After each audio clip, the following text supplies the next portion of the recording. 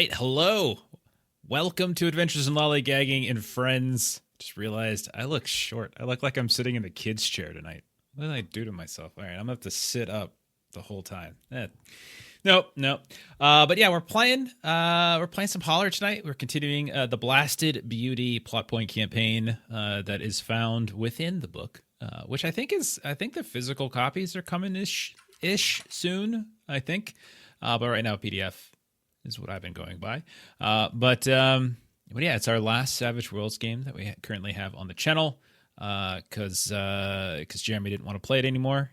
And he sent me a message. It's like, hell with this Deadlands stuff. Let me kill Melissa. I'm like, oh, okay. Well, I didn't realize that's how it was going to play out. But half of that is true. Is that? Which half? I wonder. There's a little bit of truth in there. So, I plead the fifth. It wasn't a message. This is good. But yeah, it's so weird. We've been off for a week, so we didn't mean to be off, but everyone in every one of our streams, like a bunch of people in our streams, has been sick lately. So that's a shame. So it's nice to get there and get to play tonight. We are missing a Dan. So Dan is not here. We will try to keep his character alive, which is a shame because this is a very moonshine-centric act, and he is a moonshiner. But nonetheless, I think we'll persevere. Why don't we do some character intros, say who everyone's playing, and then we can kind of get started. So, Chuck, tell us about Double D. Double D. I got my goat, Cletus. I don't have my goat background up. I done goofed up. I got fixed. I got to do it. But yeah. A punch. I'm a goat kind of enthusiast. Connoisseur would have been good too. Goat connoisseur. Yeah. Different connotation. Wow. Who is this Double D with all these big words he's throwing out there? Oh, it's amazing. Thought you were illiterate. Hey, listen. Quiet. He's been hanging out with someone that's got that. Fair enough. Well, that boy done taught me. There was that one elfish lady who wanted to wife Double D. She wanted to wife me. She done put smarts in me. Yeah, that's what it is. Because she was very very sophisticated, elegant, knew a lot about flowers, wash hands and everything. Yeah, someday that's how we're gonna end the campaign. I think on a wedding, on a shotgun wedding between Double D and whoever that character was. Can't remember her name. Awesome. Can't remember. Oh, she was a midsummer child. That's what she was. Yeah, it can be a double wedding. Yeah. Double D and the midsummer child and Cletus and the witch lady. Yeah. And Mom Purdy. Oh man. Oh God. Now, come on over here, boy. Where are you running? You ain't fast enough. I could just teleport to you. Oh goodness. That'd be great. Just teleports anywhere you go. All right, so then next up we have Double D's younger brother. We got Cletus. Yeah, man, I'm Double D's big little brother. Apparently, my fate has been written for me because you can't mess with witch folk. So shit. Well put. I'm like an Appalachian ninja, but that don't matter none. Whenever your wife to be can teleport. Somebody asked me to kill puppies last time, so I'm feeling kind of uncomfortable this session. Also, last time didn't we make it canon that you became a godfather? Yeah, man, right? I got me this cute little girl named Banana. Don't know where they got from, but she's awesome. Man, yeah. She's feisty. I seen her knock a dog out already. Like they got a puppy in that household. The puppy came up to lick her. I said, Banana. She went, pow, knocked that puppy out. I felt bad, but also proud. Yeah. It's still a baby, and she just gets all crazy. I like to imagine her like the rabbit from Monty Python. Whenever she hears a banana, she just starts leaping up on grappling onto people's necks, something like that. That's delightful. As he tries to choke everybody out. But yeah, that was a reference to a one shot we did prior to the start of the campaign. Where Jeremy jumped in one of our Friday groups, and our buddy Long played Davey, so we kind of brought him back a little bit on the side. All right, next up, we've got Louisa Palmer. Melissa, tell us about the Holy Roller. Yeah, she is middle-aged. She is of poor health, but she can now do some prognostication. That is a new talent that she has learned. She has let's see, she has a phobia of bears. She's anemic. She has raw nerves, and little infrequently discussed fact: she is wanted. For murder, right? Mm-hmm. Yeah, we really gotta dig into that at some point. That seems important. Okay. Definitely self-defense. She's still definitely a good person. I hope it's not. I hope we learned that it wasn't. That it was cold-blooded. That would add a dimension. That would add a This is How wonderful she dimension. came would. to her come to God moment. Exactly. That is pretty much how. Yes, she is attempting to She find her just way. she's just up and cut someone. She just looked at her wrong, and she just got mad. Okay. Next up, we've got Mr. Fix. We got Joe. Bert, tell us about Joe. Howdy, I'm Joe. I fix things. I'm pretty good, pretty handy with the wrench. Not so good with folks, living and breathing type folks. I'm not so sure about supernatural folks yet. I might be okay with them. They hadn't been wanting to talk much. Mostly just put my wrench or knife through them first. But come the day that I get to talk to them, maybe we'll find we got something in common. But until then, I'm just going to be over here fixing these cars. There you go. Right on. Right on. And then finally, we've got our kid detective. We got Amian. Joe, tell us about Amian. Yeah, I'm Amian, who is winding up to be kind of a skill monkey. I recently picked up shooting, hopefully getting a chance to do that where I don't just resort to hitting them with the gun instead, because that's more effective. And probably he's not too keen on killing a whole bunch of puppies, but we'll see how that plays out. I mean, to be clear, they never asked you all to kill the puppies. They just said to retrieve the puppies so that they can then kill the puppies. Right. Yeah, they want us to be complicit, but Yeah. not actually do it. That is This is true. better, but still sad. They just want you to lead them to their death, not actually be the instrument of their death. Right. So that's better. Yeah. The next chapter is about drowning kittens. So it's great. Just this whole dark arc of killing cute things. I feel like we need Doggett around because we're all going to need to just be very liquored up on moonshine to. It is get pretty through funny. This next. How killing dogs is a very running theme. I've killed 2 dogs characters, and now you all are going to kill a bunch of puppies. So it's the theme of Holler, Blasted Beauty, apparently. It's really not. All right, so last time we started up a new act. We started up Cherry Bounce. It's the name of this one. Hello, Steven. How are you doing, man? We are just getting started. Cherry Bounce is the name of Act 5. We're about halfway. We're at the midway point of Blasted Beauty campaign. Last time, you all returned to the Hogback Hills after spending time up in the town of Marrow and helping out some folks who were dealing with a mine collapse. You took a few days off. All of you kind of went off and pursued various interests, recuperate, etc. Eventually, you were called back to the Serpent Church that has kind of been your hideout out in the hills. And you met with Ella May.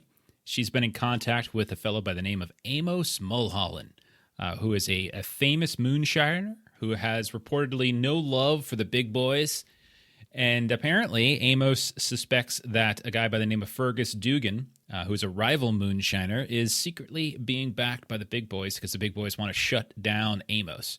And Amos wanted somebody who's not connected with him to do some snooping. And hence, you all were kind of brought into this, hoping that maybe by doing him a favor, that might earn your little growing resistance movement a favor from a very well-known and somewhat powerful moonshiner up in Cherry Mountain.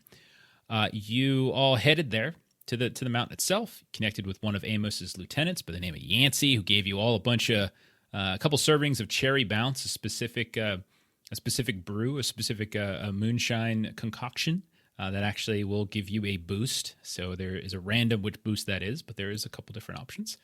I think I'm pretty sure Doggett drank it right away. I'm not sure if anyone else did, but I know Doggett did. I did. Okay. Amian did. All right. And then you all, talked to Yancey a bit. He told you how, kind of gave you a vague idea of where to go. You're going to a place called Old Rag Mountain, which is where Fergus Dugan's setup is, which is a neighboring mountain to Cherry Mountain. Also stressed how didn't want anything that you guys were doing to get tied back to Amos and what was going on Cherry Mountain. So you started heading out in that direction, looking for a way to cross Drunkard's Creek, which is this very thick, gross, and highly polluted mountain. And there you encountered a pack of Fenrir, led by a talking wolf named Aladolf, who sounded strangely like Bullrag from Chuck's Fantasy Age campaign over on the Fenders. Aladolf wanted your group's help because there were rumors that Amos had pup-napped some Fenrir, and apparently this is true. And according to Fenrir customs, that's a major offense because no Fenrir should ever be made subservient to humans. And Aladolf wanted the pups back so that they could do an honorable mercy killing of them, so that they would not have to be raised with this kind of taint of human civilization. So you all said what you needed to do to get out of that conversation. Oh, thank you so much there, Stephen. A little bit for everybody. Fantastic. Okay, so we got a couple boosts for the players and then something for me. Very nice. And then you all kind of kept looking for a way across the creek. You didn't seem like you wanted to risk swimming. The fog started to grow, and at one point something emerged from that fog on the creek, on the water. This ghoulish-looking man who was pulling a ferry, and a few of you recognized him as the legendary Albin Taylor, or at least that's what the folklore says, this weird ferry master, origins of which are unclear.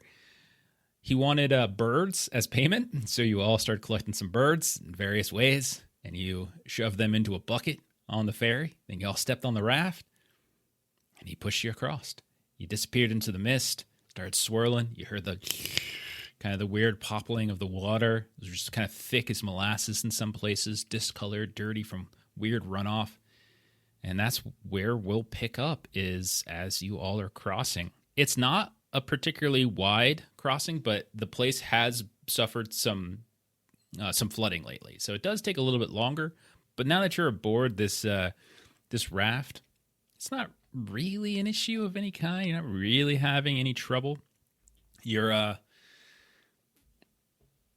periodically, as the kind of fog wanders around and kind of makes it hard to see, you hear weird sounds like a pop from the water. You hear the sounds of something kind of lapping up next to it. Double D, once or twice, you or maybe Bleedus kind of catch sight of a little head popping up out of the water and kind of dipping back in, almost like these undulating motions where it almost looks like a Loch Ness monster type situation, but doesn't seem to contend with you all. You hear the crunching of bones every now and then. You're just here kind of happening, and you look over and you can see that suddenly the bucket that had all those birds in it is like half empty. The guy Albin doesn't really say much at all. Very, very quiet, kind of goes about his business. You see him chewing every so often. Whenever you're not looking at him, he grabs another. Crunch, crunch, crunch, crunch. And eventually you hear him just say, "Everybody off." And you see the ferry just drift and come to a stop on the northeastern side of the creek. All right. Sure. Yeah. Thank Callan for that, sir. So as Update, you ain't got to worry. Like, lightning might strike twice, but snake monsters ain't never going to beat you twice. Well, it's got hopes on there. I mean, I ain't got to make. Yeah. So he waits for everyone to get off. Bleedus hops off as well. And he pushes the ferry back off, and he disappears once more, getting swallowed up by the mist. And you are on the other side of the creek. Creek looks basically the same over here. You've been traveling around a bunch. You've had you had to do the task of kind of collecting the birds. It's hard to really tell what time of day it is, but everything's kind of dark, and the fog is pretty thick. You're not 100% sure where to go. What you do know is that Old Rag Mountain, which is you're at the kind of the base of now. You know that it's somewhere up here. So why don't you all go ahead and roll a survival test as you kind of start looking around, pushing through some of the mud and the fog and all that kind of stuff. Survival's thing. Survival. I ain't got done survival. You can roll, what's it called? Unskilled. Yeah. That's a 4 for Louisa. Bam. Okay, anybody fail? Hey, Okay, so Double D, Cletus. So over the course of, we'll say, the next maybe hour or two of you guys searching around, trying to find trails, trying to find any sense of direction, very, very difficult to see. This fog is very thick. It's not, you do notice, not blight fog. None of you are having any kind of weird reactions to it. Periodically, you hear shuffling around, and you kind of look down, you can see just for like a run of maybe about 10 feet or so, there's tracks in the ground, and then you come to the edge of them and they're gone. You just like these little gaps here and there. And then you hear the sounds. Get a raise if that's important. Well, the only thing that really matters is passing. So anyone who Okay. failed, take a point of fatigue. As at some point you kind of get, either going around in a circle, or it's just starting to climb up the ridge, down the ridge, around the ridge, whatever it is. You start just kind of getting a little winded. Eventually, Louisa will kind of turn to Cletus and be like, "I got this here walking stick. I need to I don't make need no some use of damn. it." No, Miss Parr, I don't need that. I'm fine. I'm sturdy as a rock. I'm okay. Offers here. You're looking a little bit peaked. I'm fine. This hell's peaked. I can't disagree with you on that there, Cletus, but well, we'll be all right. You go on ahead. You save your strength. But I All right. kindly appreciate it. You's a fine lady. And Louisa, when like she gets out of kind of earshot of Cletus, she kind of goes back to kind of her own sort of like labor breathing and kind of like moving along slow like. at a certain point, Amian will say, you hear the sound of a bell somewhere in the fog, and then you hear a woman's voice kind of shouting out. You hear, Pearson, where the hell are you? Get your ass back here if you want anything to eat. It's gonna get all cold if you don't show up. Getting lost out there, you drunken fool. Where are you, Pearson? And Joel just call out. You say there was some victuals? You got any to spare? And you hear her, who is that? Who are you? Why are you on my property? I'm Joe. I think I might be lost. Me and my friends here. All right. Well, This riverboat guy just drove us over, asked for a bunch of birds. y'all took Albin Taylor across the creek? I mean, just asked for a few birds. Kind of cheap, really. In today's economy, yeah. Y'all live to tell the tale of it, too. How interesting. Well, He didn't have no tail. that tale isn't story. I can't see y'all. Come here. Come follow my voice. Follow the bell. Come on, you good for nothing. You hear like just the ringing of the bell. Follow I the guess. sound of the bell. Okay. Yeah. So eventually, you see what looks like a shack. Nothing at all like impressive. But you see like what looks like a lantern kind of burning on a porch. You hear the sound of the bell kind of start to dim a little bit as you all become visible. And then you notice this woman. She's she's standing on top of the on top of this porch, a couple steps above the ground, which is kind of sloshy and wet. You're still not too far from the creek itself.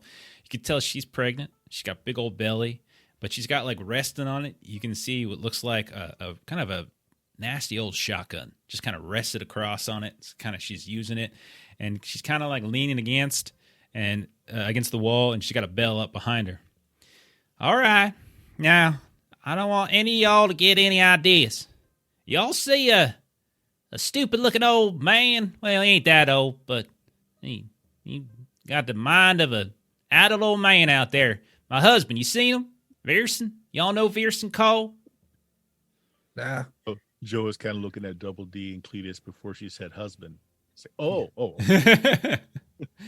Pearson ain't out there, huh? Okay. Now, you guys do recognize the name Cole, actually, for two reasons. One, there is a Holler further down the mountains, the Ghostwood Mountains, called Cole Holler. You briefly stayed there on your route up. Mm-hmm. And you also know the Cole name from the twins that you met, Vernon and Fernan, that you saw get into an accident over by Gilmer. So you recognize the name, but you don't recognize the name Pearson necessarily. I'm sure he's out there. Man, we ain't know no Pearson. Is he kin to Vernon and Fernan? Well, yeah, they cousins. I mean, distant, I guess. Ain't that distance. They're all dumb, if you ask me. But, yeah, but they're charming as hell. So, but I mean, we'll keep an eye out. What are y'all doing out here anyway? Now, this ain't the weather to be wandering around in. Now, I wouldn't be a gracious woman and a host if I didn't invite y'all in. Come on in. Get yourselves out of the fog. Get yourselves some food. Let's go. Come on. All right. Please come on. Thank you, ma'am. I caught the name of your husband, but I don't think I caught your name. Me? I'm Louisa. You can call me Vetty. Nice to meet you, Betty. Okay. Now come on in. I don't want this food here to go to waste. Grab yourselves one of them bowls over there in the corner. Okay. All right there, big fella. You can have a little bit of it, but there's quite a few of you. I wasn't expecting company tonight. But go ahead. Take a little bit. That's fine. So she points over, and it's just like it's a pretty. Again, it's a shack. It's a hovel. It's not that big. You can tell as you wander inside. There's like a kitchen immediately to your left. There's like what looks like an iron, like a kind of an iron stove, and off to the right you can see that there's a curtain that's hanging up from the ceiling that seems to be kind of breaking off like the living, the living room / kitchen from wherever they probably sleep. You can see on the ground there's like a in progress the baby crib that's not yet fully made. Like there's pieces and there's parts. It looks like it's being salvaged from one that's been broken, and maybe she or Pearson are trying to repair it. There's a small table, but it's big enough for at most 4 people. There's not enough seats for everybody. Some of you are probably sitting on the ground or whatever. But you start kind of scooping it out. It's just looking at this sort of muddy looking color. There's chunks of something in there. Like a couple of those things look like vegetables, maybe. It's hard to really tell exactly. Smells fine. Like you can see that there is like this tiny little string of some kind of herbs or so, like by the kitchen somewhere. It kind of has a nice waft to it. But now, go ahead now. What you all doing all the way over here? What are you all poking around my property for? Oh, walking, talking. Going for a walk around Drunkard's Creek. People don't go for walks around Drunkard's Creek. You know the name Drunkard's Creek, right? You get all drunk, you fall in it, you drown.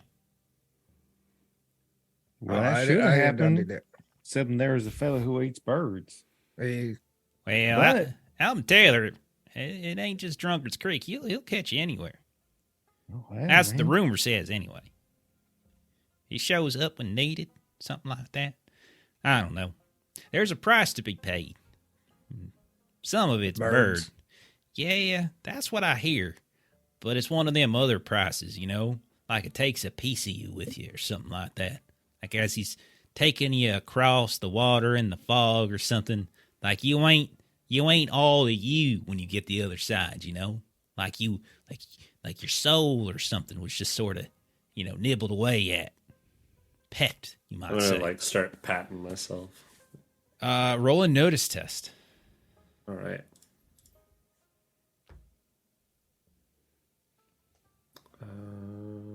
Louisa assumes this is internal and is just looking around at people patting themselves. I mean, Cletus was patting Got an himself down 8. too. I saw that. I mean, you got an 8. Mhm. Okay. You don't notice like anything wrong with your gear looks fine, but like you hold up your oil lamp and stuff. You see that some of your that's not as much as you thought was left in there. A little bit less, like it's been burning a little bit longer than it should have. You take a look at your notebook that you have that you occasionally put little notes in. You notice there's 3 pages missing. They've been torn out. I don't remember doing that. No, you don't. Well, anyhow, Does it look like they were when you say torn out? Were they like carefully like pulled out, or does it look like aggressively ripped out? like you can see the stubble left of them. Like there's stubble left. Okay. Yeah. So she looks at y'all and no, go ahead, Cletus. I'm sorry. Hey, Joe. Man, I'll make you a trade. I'll give you my here bottle of cherry bounce if you'll offer to fix up that crib. Wait. I get to fix something and you're going to give me something? Yeah, man. That's awfully generous. I mean, Man, I'd she's just about take to the- get burst. fix She needs something. it. Yeah. Let me take a look at it. I'm not really partial to alcohol, but very generous should you offer something and let me fix something. Generous. That's me. Yeah, I'll take a look to see if I can do anything with it. Yeah, roll a repair test. Repair. Yeah. Oh, well, I get a bonus, so 5 is success. You take a look at it. Yeah, it wouldn't be hard at all. Like you can tell whoever was working on it has already kind of done some of the job. Like clearly this is being refurbished. There's pieces off to the side that look to be heavily waterlogged and damaged, and it looks like some of those, like the spokes on the side of the crib, are being replaced. One of the cross railings seems to have splintered pretty badly. That's kind of being sanded back down and stuff. It's super easy for you to do. I saw plenty of wood out back that I could use. Whittle me down some new pieces here and there. It just needs to get some rust off it. Sure. Well, I'll be much obliged if you did it. My husband has been working on that for the better part of 2 weeks. He is not, I would say, blessed with a fine and sturdy understanding of how to use tools. I don't mind reversing 2 weeks of his hard effort.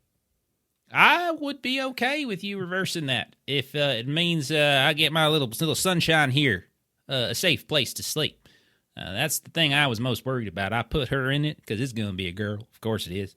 And then suddenly it's just going to collapse in on itself. And I don't want that to happen while she's on in there. And Louisa will speak up. How much longer till you're due there, ma'am? Oh, any day now, I imagine. Pretty soon. I gotta go see one of them graining women somewhere. Maybe give me a little hand here or there. We kind of, this ain't the greatest mountain. I don't know why we live here. I don't know why we don't just move on down to Holler. But old Pearson, well, he does it his way, I suppose. But gotta listen to what he has to say. I suppose I have to treat him with kid gloves and all that kind of such. But yeah, Well, it would appear you in your condition, you should be the one being treated with the kid gloves.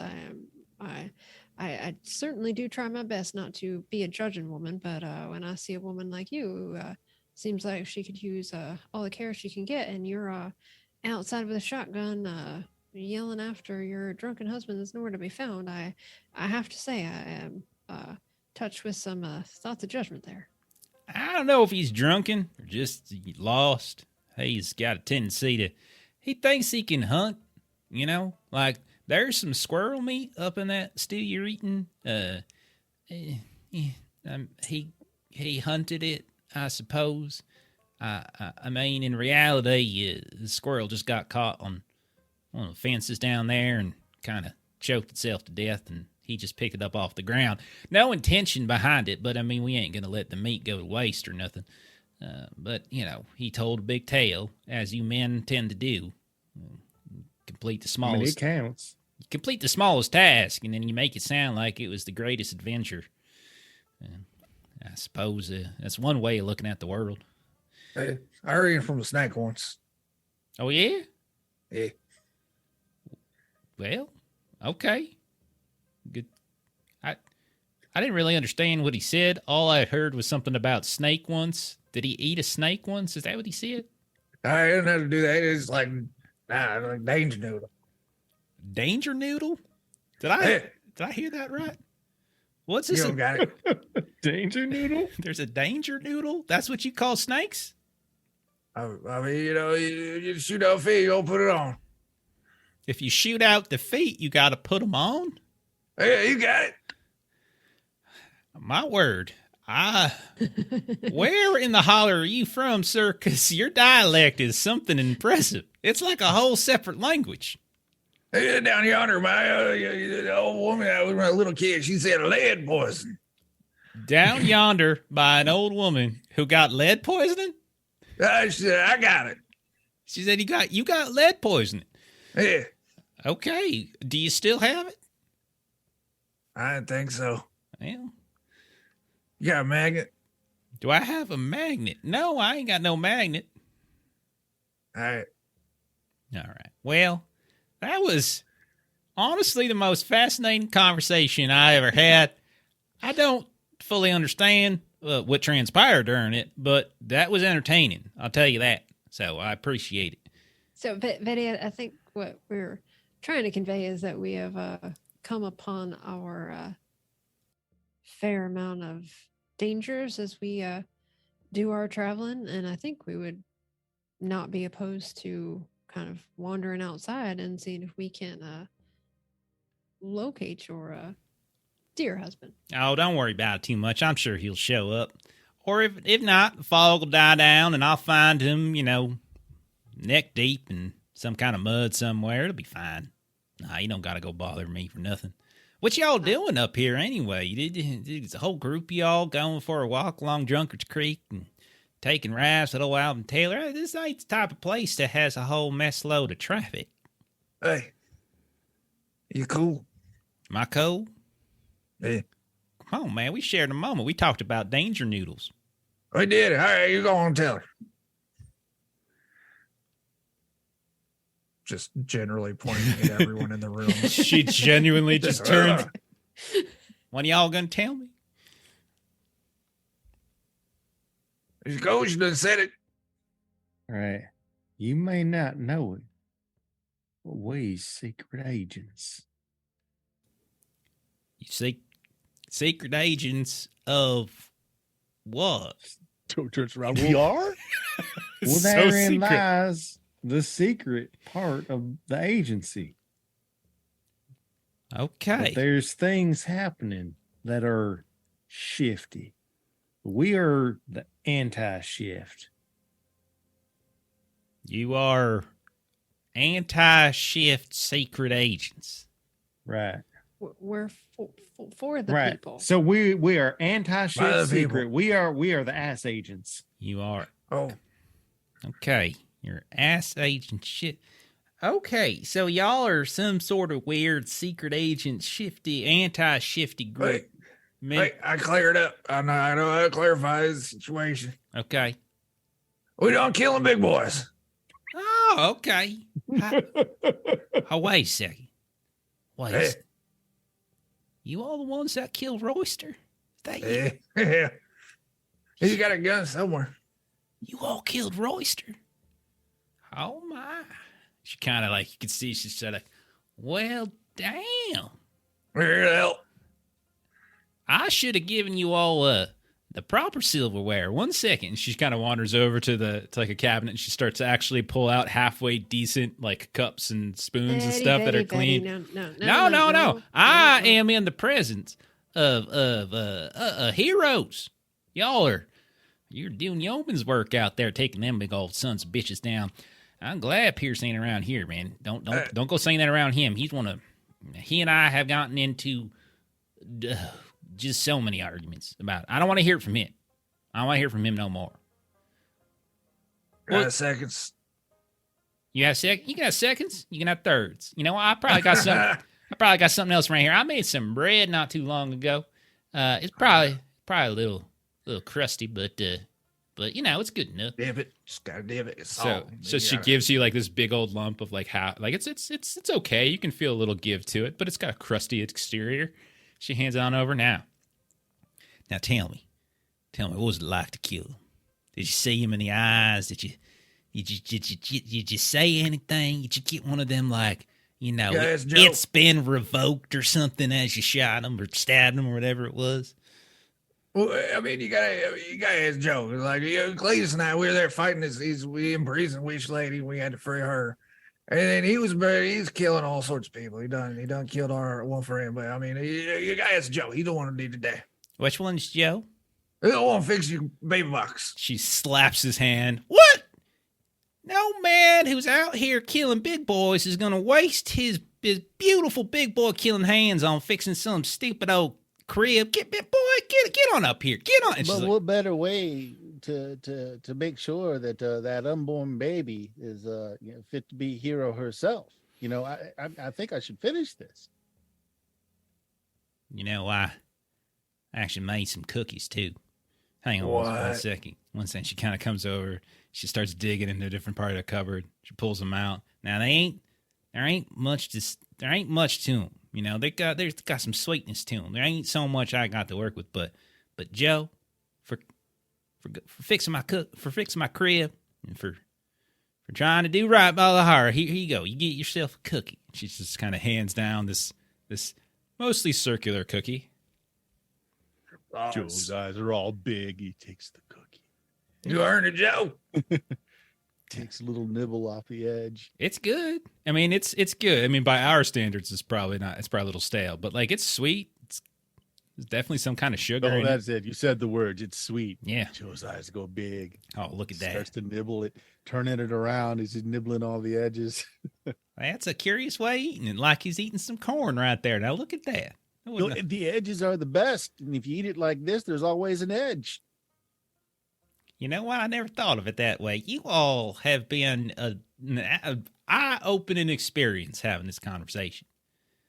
Okay, so y'all looking to kill big. Well, ain't no big boys up here, but y'all killing big. There ain't no big boys to kill. I don't remember. Man, what you said, the problem with big boys is they got lots of friends, and sometimes they got people that ain't friends, and so they create anti-friends. Oh, I There's see. an anti-friend here. Okay. I see what's going on here. You're here about Fergus, ain't you? I can neither confirm nor deny that, ma'am, but this is official ass business. Okay, official ass business. So you hear about Fergus and his little shambly, sickly man he's got going on up there? Well, that makes more sense. Yeah, what do y'all know about him? Y'all got sent up here? You ain't know nothing? I thought y'all were Apparently. Okay, the more questions she's asking, the more I want to like. Apparently his name's Ferguson.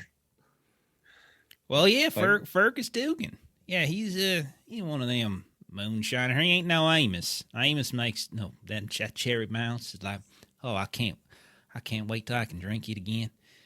But Fergus, well, would be a notice or like some sort of I want to like insight.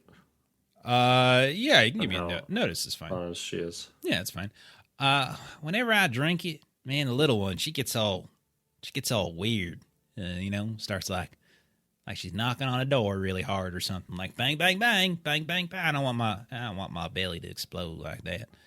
But I'm sorry. When you're drinking the moonshine. Yeah, I don't drink much of it. Just a little bit. It ain't gonna hurt nothing. Our mama doesn't drink plain when she I mean, your mama drank cherry bounce while she was pregnant with y'all? I don't know about that. I would just bring like anything. It can start a fire. You're drunk. Okay. I mean, water near where we were raised ain't no good, so you had to drink liquor. Yeah. Well, maybe I'll think about it a little bit more. How'd you do on that roll, Amian? I got a 6. Yeah, you're not. I mean, she's curious, but you're not getting any sense of like deception. Like she's actively interested in what you guys are talking about. You just. It seems like she's kind of bored, and she's like, you're her entertainment for a little while. Okay. So y'all are here about Fergus. Well, yeah. I mean, from what I understand, he's a new tool, I suppose, for old big boy. He's he's just doing something. They probably want to. Now, my theory. Now, Pearson don't agree with me, but hell with him.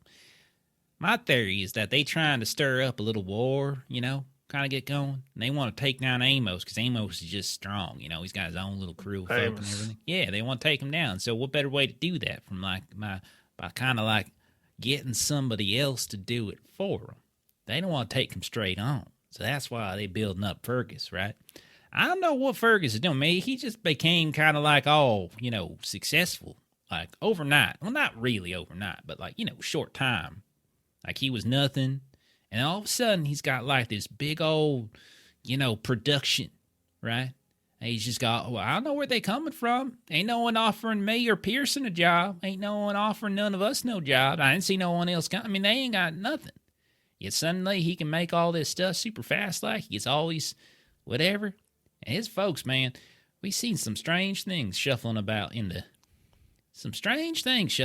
mountain here and there. Those shambling folks, those sickly guys, they see them. I don't know. Anyhow. What you mean by like sickly shambling types? They just don't look right, Like I don't go talking to them. They didn't like. I don't just invite no one in, I make sure, I call out to them like, hey, how you doing? Hey, what's the news up the mountain there? And nothing comes back, they don't call back. And you just see them kind of limping off, and that's that. So if they ain't no holler back, you ain't that kind of girl. That is correct. I remember that song. Oh, God. I'm writing something down. Okay. I was working on it in chat. Okay. Sure, we beat me to it. Did you? Okay, nice.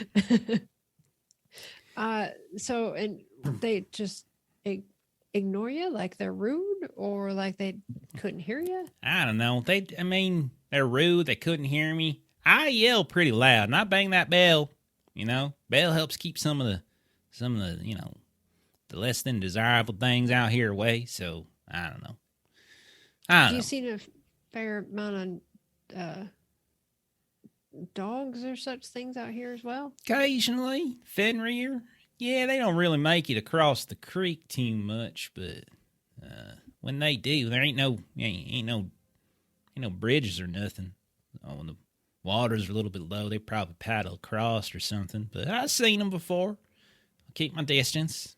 They're majestic creatures, but they can be fierce. You cross them. So we hear. You talk to them, huh? Yeah. I heard they could talk. I know one of them never talked to me. Maybe I should call out to them next time I see them offering them. Nah, you about to have a baby. You ain't want to do that. They ain't gonna hurt my baby. Come on now. They ain't gonna kill no baby. They don't look like baby killers. What you talking about? Nope. I gotta eat some more of this food. Excuse me. Okay, yeah, you go. Now, be careful, because I gave Pearson the shits. Well, There's a creek nearby. I'll be all right. Well, anyhow, y'all are welcome to hang out if you all want until the fog dies down. If you want to know how to get up there, I can help you. Lower bunkhouse ain't that far away. Well, lower still, I should say. Got a bunkhouse, and they got another one a little further up. I ain't never been that far. I wandered a bit and made it over to the bunkhouse once, but they kind of shooed me away. They didn't do nothing to me, but they shooed me away. But I know they got more up there, too. The higher up you go, stranger things start to happen up the mountain, so I hear. I don't think we would turn down a bit of a direction in, but it seems like you should stay here. And Oh, I wasn't going to take you. I was going to stay here the whole time, but I tell you, when that fog dies down, I'll go ahead and give y'all a direction. Yes, ma'am. Ain't that far Man. from here.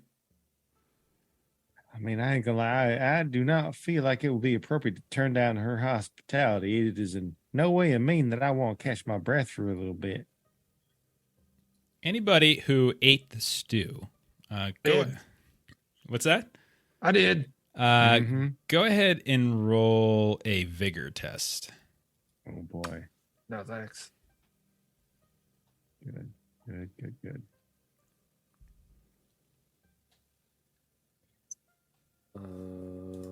Vigor is one of the attributes. It's not a skill, so that's the top part of it.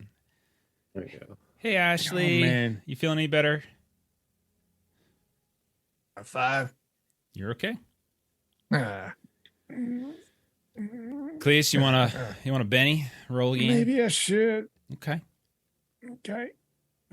It's weird. It's not giving me the option to do that. I'll just Oh, reroll. I'll spend that's a a shame. Benny. I might not have reset it. I don't know. I'll Yeah, I had to spend it. add a Benny. My bad. I forgot to reset. It's been a while since I run a game. I don't remember how to run a game. No, it's that fatigue, man. Oh no. Cletus, take an extra point of Oh, fatigue. If only there was a way you no. get rid of fatigue. Nope. what is the penalty for having fatigue? It's a -1. All right, I still got 4. I'm good. Okay. So anyone who fails, take a -1 to fatigue. As this just doesn't necessarily sit too well in your stomach.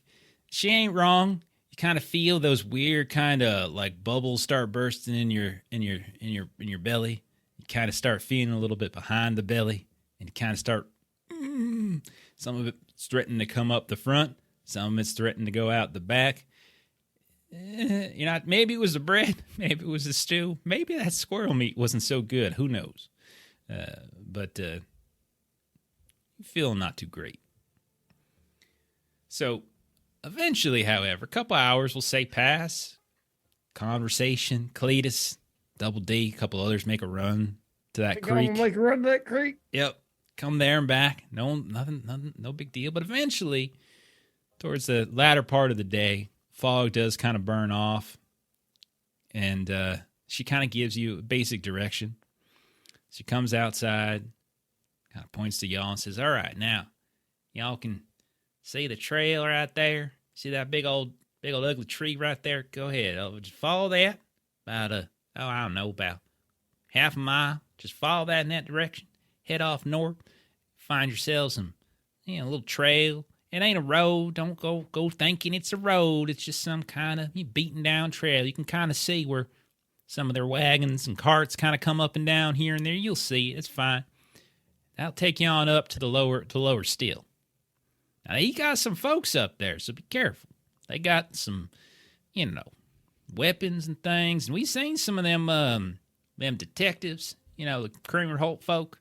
They've been here and there. Not a lot of them over an old rag, but we've seen a couple. Just keep an eye out is what I'm saying. Wouldn't want nothing bad happen to y'all. Have you heard from anybody what those Kramer Hole agents are sniffing around for? I think they looking for y'all.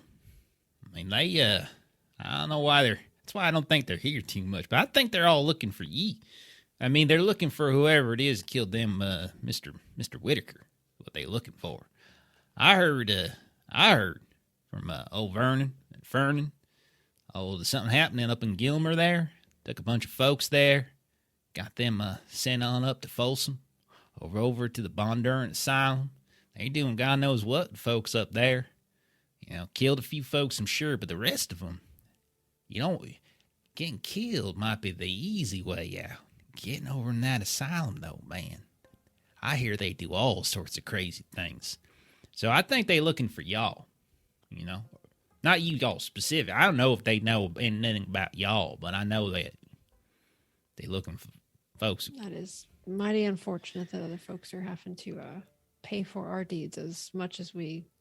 Well, speaking of getting paid, about what we did. I heard there's reward in it for y'all. Anyone knows any information about your whereabouts and who y'all are, just whisper it into the right ear, and man, you get all the script you want. That's amazing. We can turn ourselves in to get some cash if we need it. I don't think it works like that, Joe. Oh, No, then man, we what break you out, do of is course. But I you mean, never- you know, Don't turn in everybody. You just turn in one person, and everybody else is ready to spring that person after they've been turned in. I heard a story like that once. how many times do we need to do that to make them go all bankrupt and such? Hey, It is a big number. hey,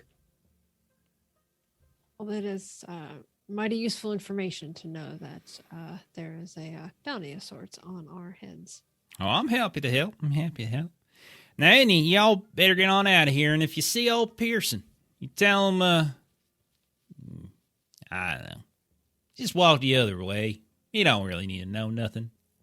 He ain't gonna like you anyway. He's liable to turn y'all in, to be honest. you Good. gonna turn it in? I ain't gonna turn y'all in. I said y'all heroes. I gave him a cookie. I gave you bread. Come on now. Just gotta ask. I know. I wouldn't want to believe it, but My husband, Amian though. over there, he's looking a little squirrely. I saved a little bit of that cookie for later. Well, that's good Something on you. Good, thank you. That's good on you. I'm glad you enjoyed it. Thank you for fixing up the crib. I really do appreciate it. I don't know how I'm going to explain it to Pearson when he gets back. Maybe I'll just say I did it. He ain't going to believe me, but that's all right. I won't say nothing about you either. Don't worry. My lips are sealed. Thank you. Okay. Good luck, y'all.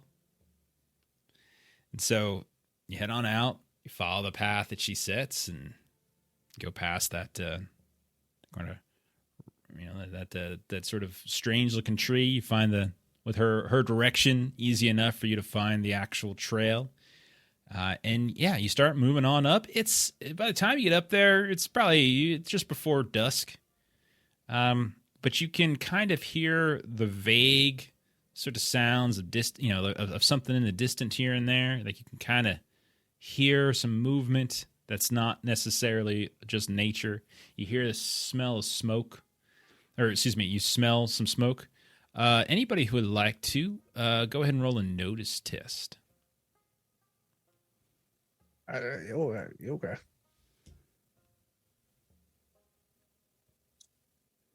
That's a 5 for Louisa. Okay. Anybody else? Got a 3. Got a 2. Joe was thinking mechanical things. Okay. 4. For Louisa and Amian, who passed, the two of you, you can see from a little bit of a distance, as you guys are kind of, there's sort of scattered trees, copses of trees here and there that you can kind of hide within to a point. But you can see there is a campfire in the distance. You can see the flickering light starting to kind of come up from it. It looks like it's relatively new, like they just probably started it up. Blaze is kind of going something fierce. Smoke's kind of starting to billow up. You notice there's a bunkhouse not nearby, not too far near the campfire. It's pretty close. You can see what looks like, if you consult Doggett, he can tell you that looks like a still. It ain't a very, fancy looking still.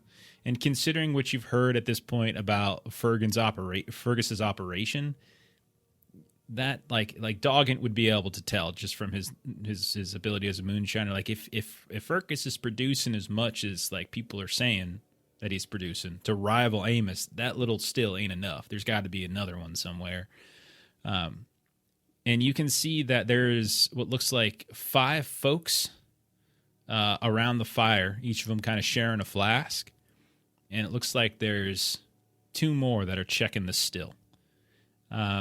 Again, from a distance, you can tell they're kind of motley looking. They got rags, tatters, they got some lopsided hats.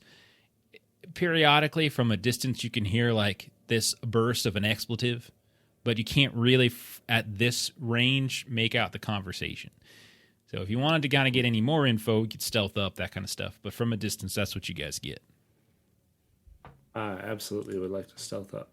Okay. And listen in. Mm-hmm. Cletus, Amian, go ahead and roll that. Louisa, do you cast a relief on Cletus? I want to make sure that's addressed before he goes. Stealth is contested usually, right? Mm-hmm. Notice versus stealth, yeah. So they'll be rolling stealth. I made it worse. But Louisa, do you have relief? Or are you gonna help Cletus out with his fatigue? Yeah, I do have relief. And also double checked that fatigue improves a level an hour. So the old one could be gone. But I That's can fair. cast relief for the new That's the fair. new one because it hasn't been as long. Mhm. So faith is a D10. So let me make sure that. Yeah, sitting around the house definitely Yeah. got your your legs back. You need to get in some food, but then the food itself is making your stomach kind of turn a little bit. But with Louisa casting, Yeah. So if you are expressing some discomfort, Louisa will, if you don't mind, and kind of lay on hands a little bit in the general area of your midsection. I sure appreciate it. I only got half the ass left, ma'am. It sure is awkward to get that angled right over the creek. It's like a canoe, don't want paddle. In circles. He's right. Yes, hope please, you get to ma'am. feeling better. all right. So You're And a I did good woman. pass. you passed. Okay, so you can go ahead and take your fatigue back. Cletus, you're good. You're feeling second wind. Go ahead and roll your stealth. Anybody who wants to stealth, anybody who's going up just got to roll it. Anybody who wants to hang back, that's fine. And you're Hang back. okay.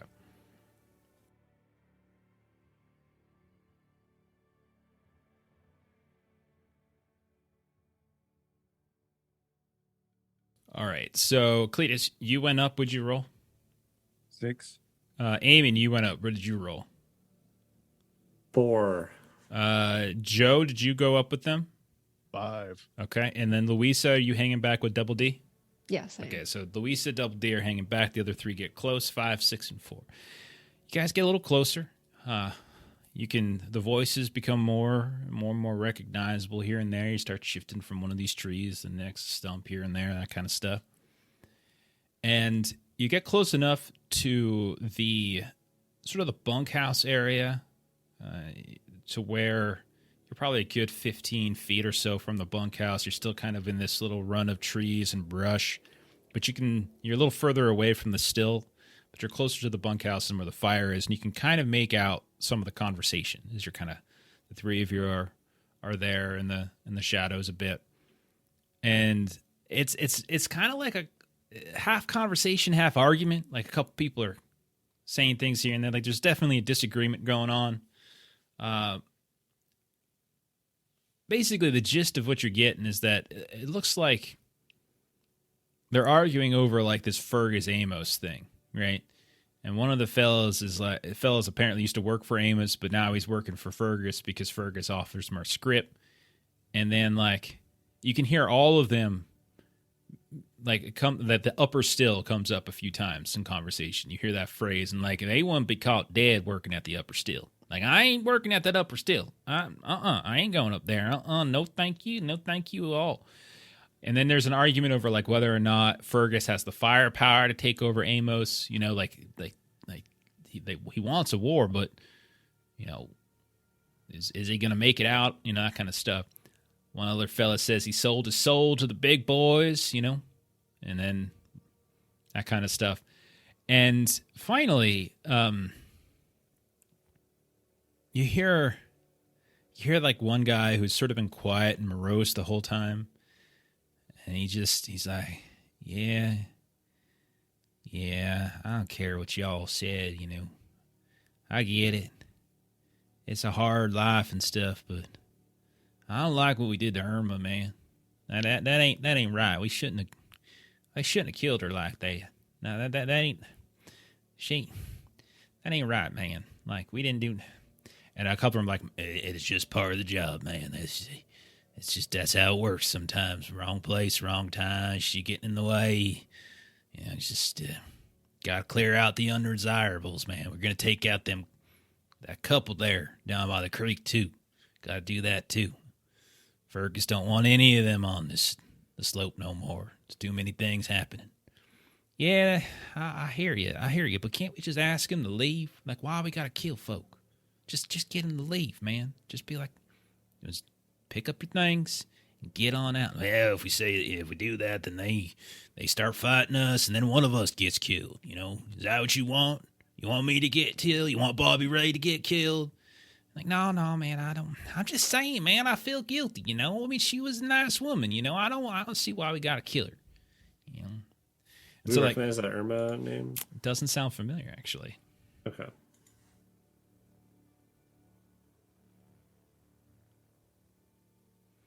So, got me it's basically... stupid idea. Yeah, go ahead.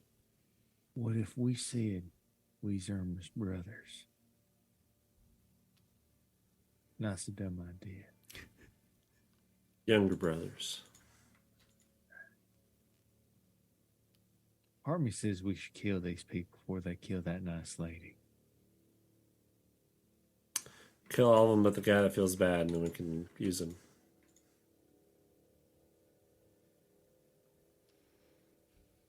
So there's 5 at the camp that I've had in this argument. 2 over at the still. Still's maybe 30 feet on the opposite side of the campfire from, you know, like campfire's between you and it.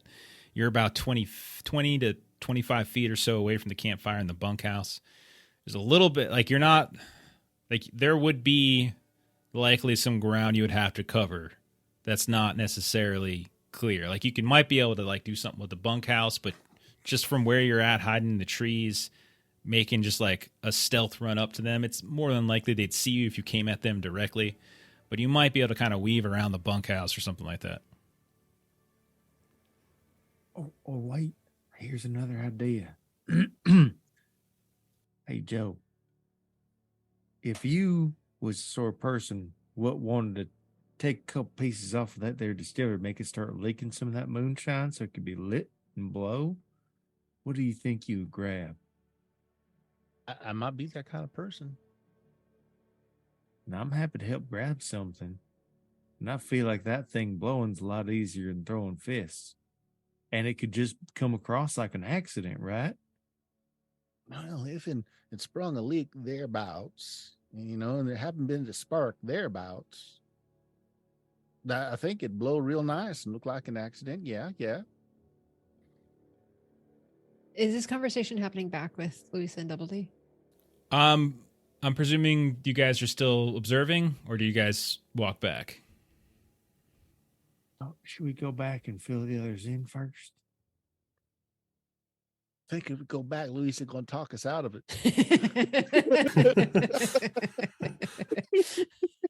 That's a good point, man. This seems like a good ass plan. Official ass plan. I mean, we can set up the right conditions and light the spark, so to say, later on. But while we're here, it seems like a shame not to do a little something. Can I do a notice to make sure there's like no one else that's like on the lookout or something that we haven't noticed? Look how I just got the full sound of Joe pouring out whatever the hell he's drinking. Sorry. I was like, what sound I effect know. I'm is like, that? did I click the beer thing again? I'm sorry. good, so I didn't realize I was right next to my mic. Yeah. It was perfect. It was It good. is Kept a it clean. Giant thing fitting. of Arizona tea. Oh, there you go. 99 cents right there. Okay. All right. So what's the plan? What do you guys want to do? I mean, you a little bit of column B. Yeah. I wanted to do a notice to see if there's like anyone that we didn't notice in the group okay. that might be on Yeah. guard or something. Yeah. Roll notice.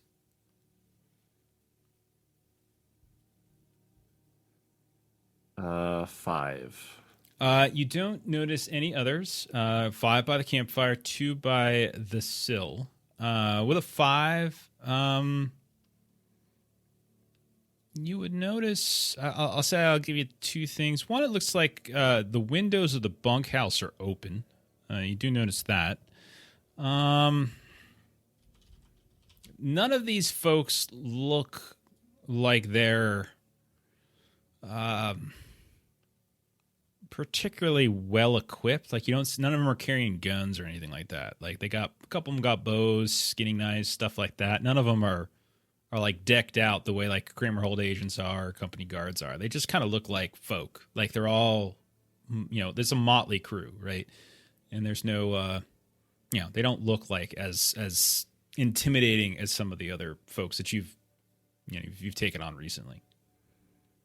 With that, I feel like that means that they're probably just townsfolk that are kind of under control, less so than like company folk that are hired.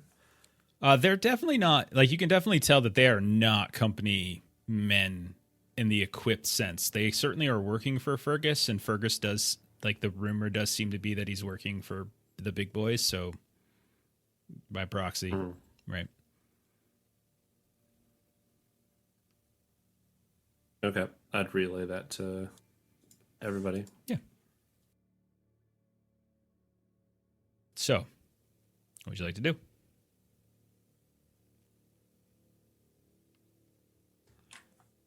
I mean, I already had a bad idea. Joe? Joe was helping me. Joe seems to be down for doubling down on that bad idea with some sneaking and some sabotage. Okay. So you want to sneak now, so where do you want to go to now? Like, what's step one of this bad plan? Get over to the tank, right? Okay. Mm-hmm. Yeah. You don't need to reroll stealth. What I will do is I'll reroll the notice of the two that are by the still. But you can move back around behind the bunkhouse, stay along the tree line.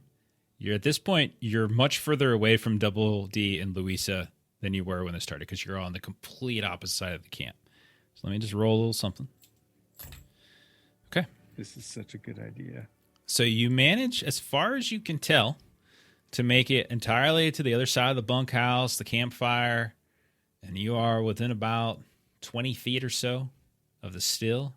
You can hear the two fellows working, talking. You know, they're just kind of checking numbers and stuff. If Doggett was there, he'd probably explain what they're talking about. But it just sounds like techno babble. They don't really seem to be talking about nothing else. They're working. All right. If I'm close enough to take a really good look at that still and see where a weak point might be, where I can just like maybe loosen the fitting or something where there'll be a real slow leak, but enough to like really get that shine to cover a leg or something.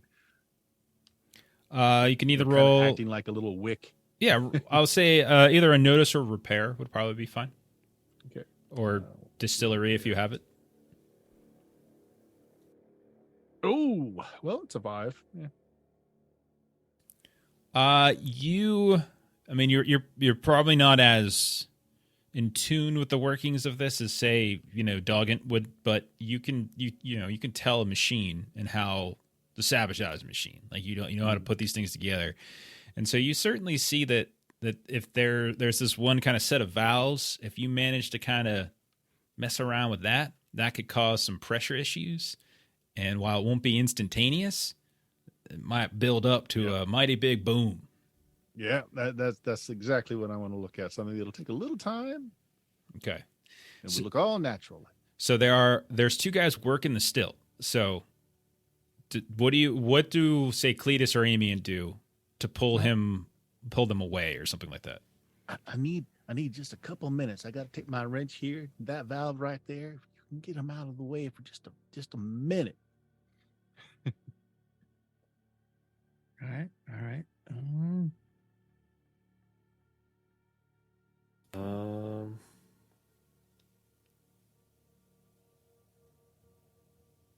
While you guys are thinking, so think it out. It's fine. We'll kick back to Double D and Louisa for a moment. It's been quiet. We've been here for a little bit. They haven't returned. They've probably been gone maybe 20 minutes. Doesn't take that long to get to where they're going. They're not back yet. I mean, they're either all dead or they doing something stupid without us, and I'm gonna be kind of mad. So I want to do something stupid too. Well, I haven't heard any gunfire or anything of that kind of sort. No yelling or nothing. So I'm not inclined to think that anything bad is going on. And me with this extra walking stick here, I know is the stealthiest one. So if you want to go up on ahead, you can do that. But I don't. I'm the person that can take a group of stealthy people and suddenly make them unstealthy. I mean, if we start here like making the booms and the stuff, like, I might run on up there. But I mean, well, of course, if things seem like they're going right. Yeah, Cletus is done up there, so that means all the trouble he's going to cause is going to be, Appalachian Ninja quiet. But nah, I hang out here with you. I don't want any of us, especially all that weird stuff and chance snakes. I ain't want to be alone.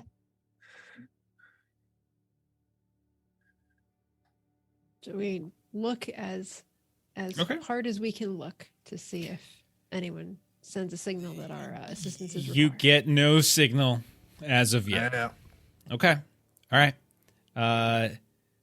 We'll cut back. Cletus, Amian, do you have an idea? Is there like I'm thinking like is there like a stack of barrels or anything that's just sitting around waiting for Yeah, that makes sense. Yeah, Yeah. a couple of those. Sure. What you I thinking? feel like if there's one that's particularly close to a slope, sending one or two down and try and get them to run after him. It certainly looks like the still is up on a slight incline. It's not a particularly steep slope, but there's definitely an incline to go up. So you could potentially send one of those barrels rolling back down towards the campfire if you wanted. Not necessarily trying to hit anybody with it, but like enough to get them to run after it and try and reclaim it. Okay. I feel like that would How do you want to do that? make them somewhat busy. How do you want to do that?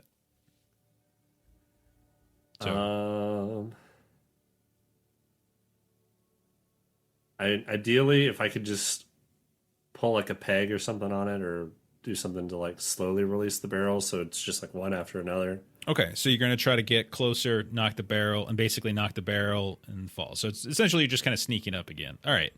Yeah. You don't have to re-roll your stealth, but I will give them another chance to see you as you come up. Man. I haven't rolled higher than a 3. Oh, no, this is really terrible. Oh my gosh. It's so bad. I am like, the problem is Dan's not here. So then That's it. that's what it is. It's me. That's Okay. There's got to be balance. So you manage to, you take an extra 5, 10 steps up. You snuggle down in behind these barrels. You see that they're kind of set on what looks like a kind of a small, almost like pallet, and you just nudge them just perfect enough, and a couple of them just start tumbling down and running away. And then do you quickly run back to the trees, or do you kind of stay up here? I want to stay. I want to see if they're running towards the barrels first or up towards where I'm at first. If no one runs towards me So yet, you are at the still. There's 2 guys that are within about 7 or 8 feet of you as you knock these things over. It's like the barrels are set up right okay. by the still. So you're up by the still. And you just knock them over. They don't immediately notice you. The longer you wait, basically, eventually I'll give them another chance to see you. But it's kind of up to you. yeah, I'd probably run then. Okay, I feel so like right there. you quickly run back, and you see 1 barrel, then a second, and a third. And we'll say 3 barrels just start tumbling down. One of them just goes like right on into the fire, and they're like, whoa, whoa! And the people are freaking out as they're trying to get it out of the fire. Others are kind of continuing to travel down into the darkness. Double D and Louisa, you suddenly hear the sounds of shouting, and you see what looks like a flaming barrel just dump, dump, dump, moving through the darkness, kind of in your direction. So, Shall we go? I do believe you mainly just do unarmed, right? Yeah, well, punch. All right. So Louisa will. Sorry, I'm trying to move around unsuccessfully here. So she is going to kind of lay her hands on kind of top of your fist. So before we get a move on here, and she will roll her faith, and she will not quite get a raise. So you'll have a +2 to your damage to your fist. Nice. okay. So double D, your fists kind of get this little glowing sensation, this warmth kind of goes through them, and you see these 2 scrawny-looking, raggedy-clothed-wearing fellas trying to chase after this flaming barrel, shouting at it if it's like a dog or a child that's going to suddenly do what it tells it. Like, get on back here! Get your ass back here, you dumb barrel! And you see them, 2 of them just kind of like run, probably about 20 feet off, kind of southwestwardly, kind of crossing right in front where you and Luis are just kind of huddled. No stealth roll required. They're too busy paying attention to this, but you see them running off. What do you want to do? Can I catch up? Absolutely. So you're I okay. catch up. They're running after a barrel, and they hear like, boom, boom, boom. There's a big double D running after them. Okay. And so like boom, boom. If you're just running at high speed, Yeah. eventually you see the barrel just like smash, and like a couple of embers will kind of catch some of the leaves and things here and there, and they're trying to sort of pat it out, and that's when they hear dum dum dum. They're like, "What the hell was that?" Ah! And they see Double D right on them. Double D, what do you do? Flying, yeah, hold a fist. Ah! Okay, go ahead and roll your. Jesus formation. Did you say Jesus formation? Yeah, because if I'm polished, don't forget my fists are all like, oh yeah. Gotta spare it. All right, go for it. Target of a parry is 5, so target of 5 on. All right, I go. Yep. All right. I get my dice. I gotta look at the numbers. I don't really know math. I mean, what is math? I don't know. Waste of time. All right. Man, everything's 50-50. Either it works or it don't. One of these things give me a +1. That's it. Yep, that's it. All right, I gotta roll this. All right. That'll be 7. 7 is a hit. Roll your damage. All right, what is my damage? Come here, fist. That's that plus that. That's that. All right. Them plus the thing. What was math? All right. And that there. Okay. Okay. That's that. And that goes up there. All right. 13. Chuck, how does Double D take this guy out in Oh my gosh. one fell swoop? Yeah. Flying Jesus fist. What? Okay. And so you just come down, and his head just moves Right on in top of the ways, head. He gets about 3 inches shorter. and he collapses to the ground. The other guy turns around. What are you all shouting about? What the hell? Louisa, are you doing anything?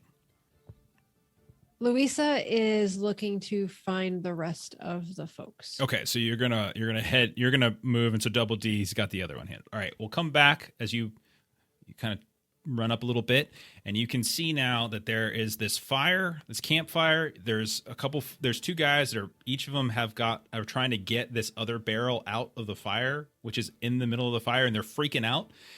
There's another barrel that's kind of moved off into the darkness. One dude's chasing after that. So if you recall, there were 5 people around the fire. Okay. 2 of them chased after the one with Double D.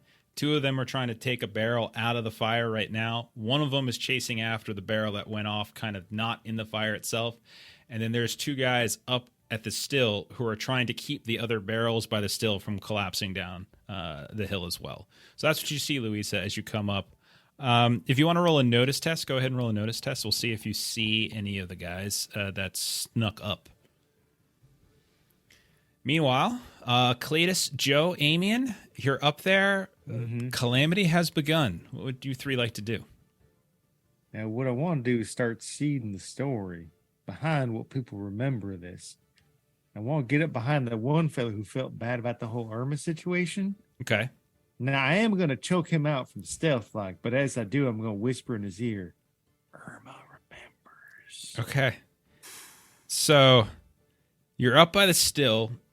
I would say the guy who ran off after the one in the dark, like he kind of went off in a way, that is the guy you think was the one who's seemingly like he was remorseful. Yeah. So you chase after him, moving around, and you're sort of Chris Farley goodness as you're just jumping from shadow to shadow. And eventually you hear, and you see this fella who's now trying to get this thing over on its side, and now he's just trying to push this thing back up a slope. This job ain't worth it. And he's just pushing and pushing. And you come up behind him. You're good on stealth. What do you do? I mean, I'm going to choke him unconscious, but I'd like to call ahead of time. I ain't aiming to kill him. Oh, fair enough. Yeah. I just want to get the drop on him if I can. And as you absolutely get the drop on him, as I've already rolled notice for him. So go ahead and roll your attack with the drop. You do well. Roll damage with drop.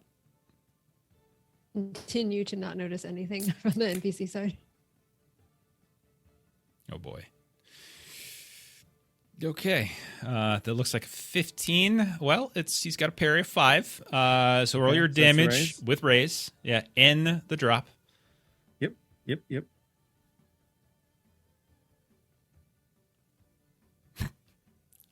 Describe how this happens. Oh my gosh. 16 points of damage. That's plenty. Describe what you do. However you want this to happen is how it goes down. I mean, actually, there's a lot of precision in this one because I actually don't want to kill the man. It is kind of coming up, just snaking one arm up and around, getting the other one back behind over the head. How you shouldn't have messed with her. It didn't go down to anybody else, or the same will happen to you. All yours.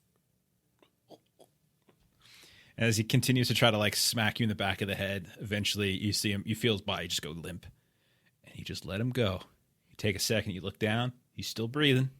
Got big old ugly like purplish red marks around his neck and underneath his chin and stuff. But he's still breathing. He's alive, but he is unconscious, so he's out of the fight. Right. Okay. Is there anything pointy around? Let's see. If you look, he's got a skinny, you can see right there on his belt, skinning knife. Shiny, right there. I'm gonna do 2 little pokes, make it look like a snake bit him. Constricted and spit him. A river snake at him. Okay. Dangerous. Okay. Man, Grab that knife and ding, ding, right there in his neck. Okay. We'll go. Mid combat. Like, hold on. All right. So Joe, Amian, the two of you are still by the still. There's 2 guys that are up there trying to protect the rest of the barrels from falling. There's 2 guys down by the fireplace, a ways like 20 feet away, 30 feet away, something like that, down the fire, and they're in the process of taking one of the barrels out of the fire. That's all you see in terms of enemies. What do you guys want to do? I wanna jigger with that little pressure gauge. Okay, these guys are distracted as they're trying to keep the barrels from falling, and so you'll take that. I'll go ahead and like roll notice with penalty for them. Sure. Good. I do have the proper tool for this. I have a wrench. Grief, 3 and a 1. I just can't roll jack tonight. You sneak up. You've already rolled the test, so you don't worry about rolling it. You just kind of do what you want to do. It's not instant, but you know it's a ticking time bomb. This thing's gonna go, and you probably got about a minute before this thing maybe kind of goes kaput. But yeah, you sneak up.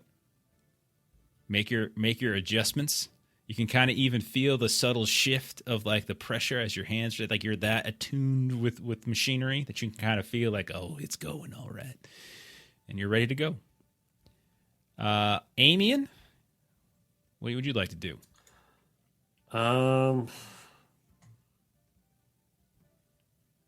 think we've pretty much got it. I'm just going to be trying to pull back and make sure I don't get hurt.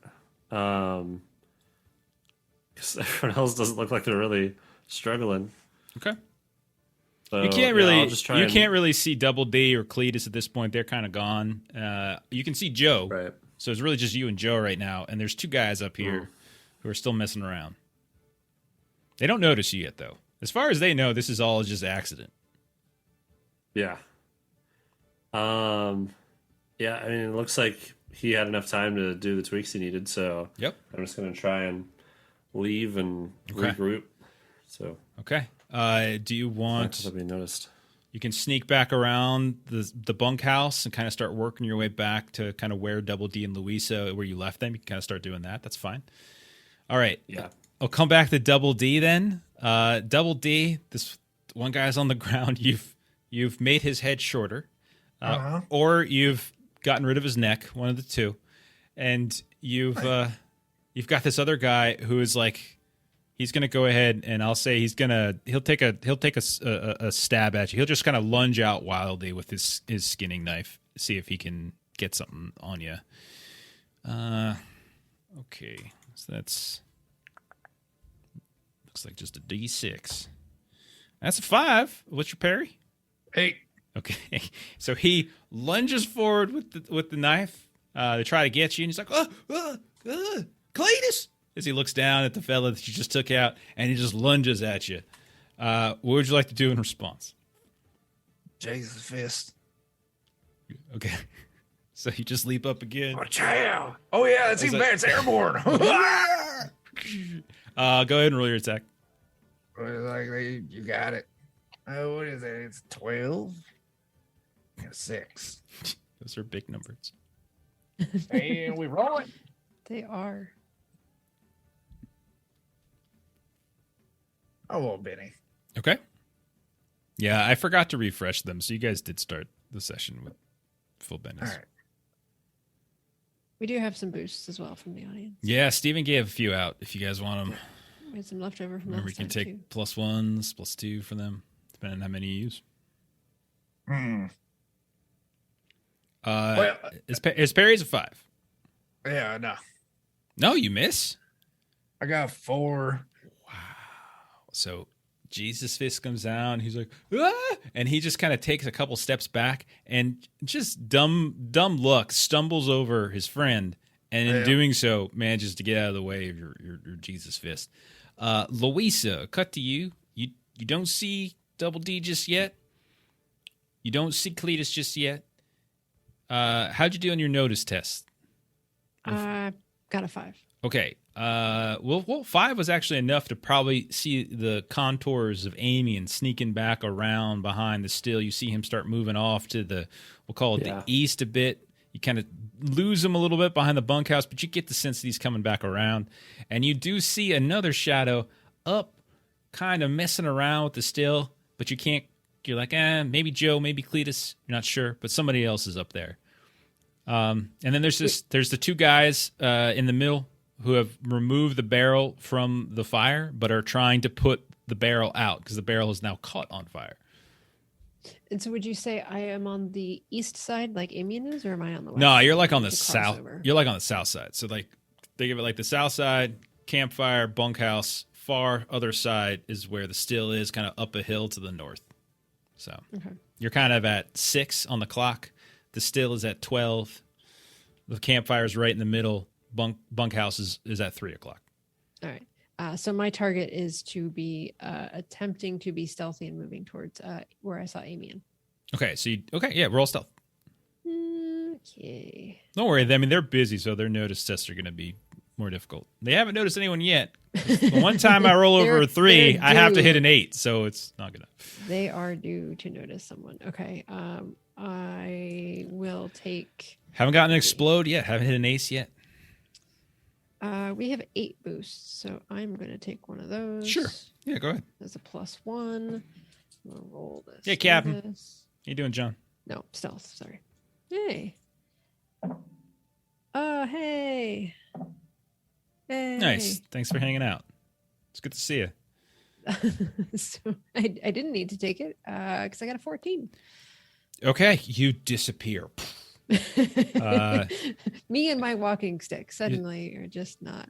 You start moving around, and you see Amian, and the two of you are sneaking, but Amian doesn't see you. You're able to kind of reach out and kind of poke him on the shoulder. Amian, as suddenly there's Louisa, like right next to you, out of nowhere. Okay. What are we doing?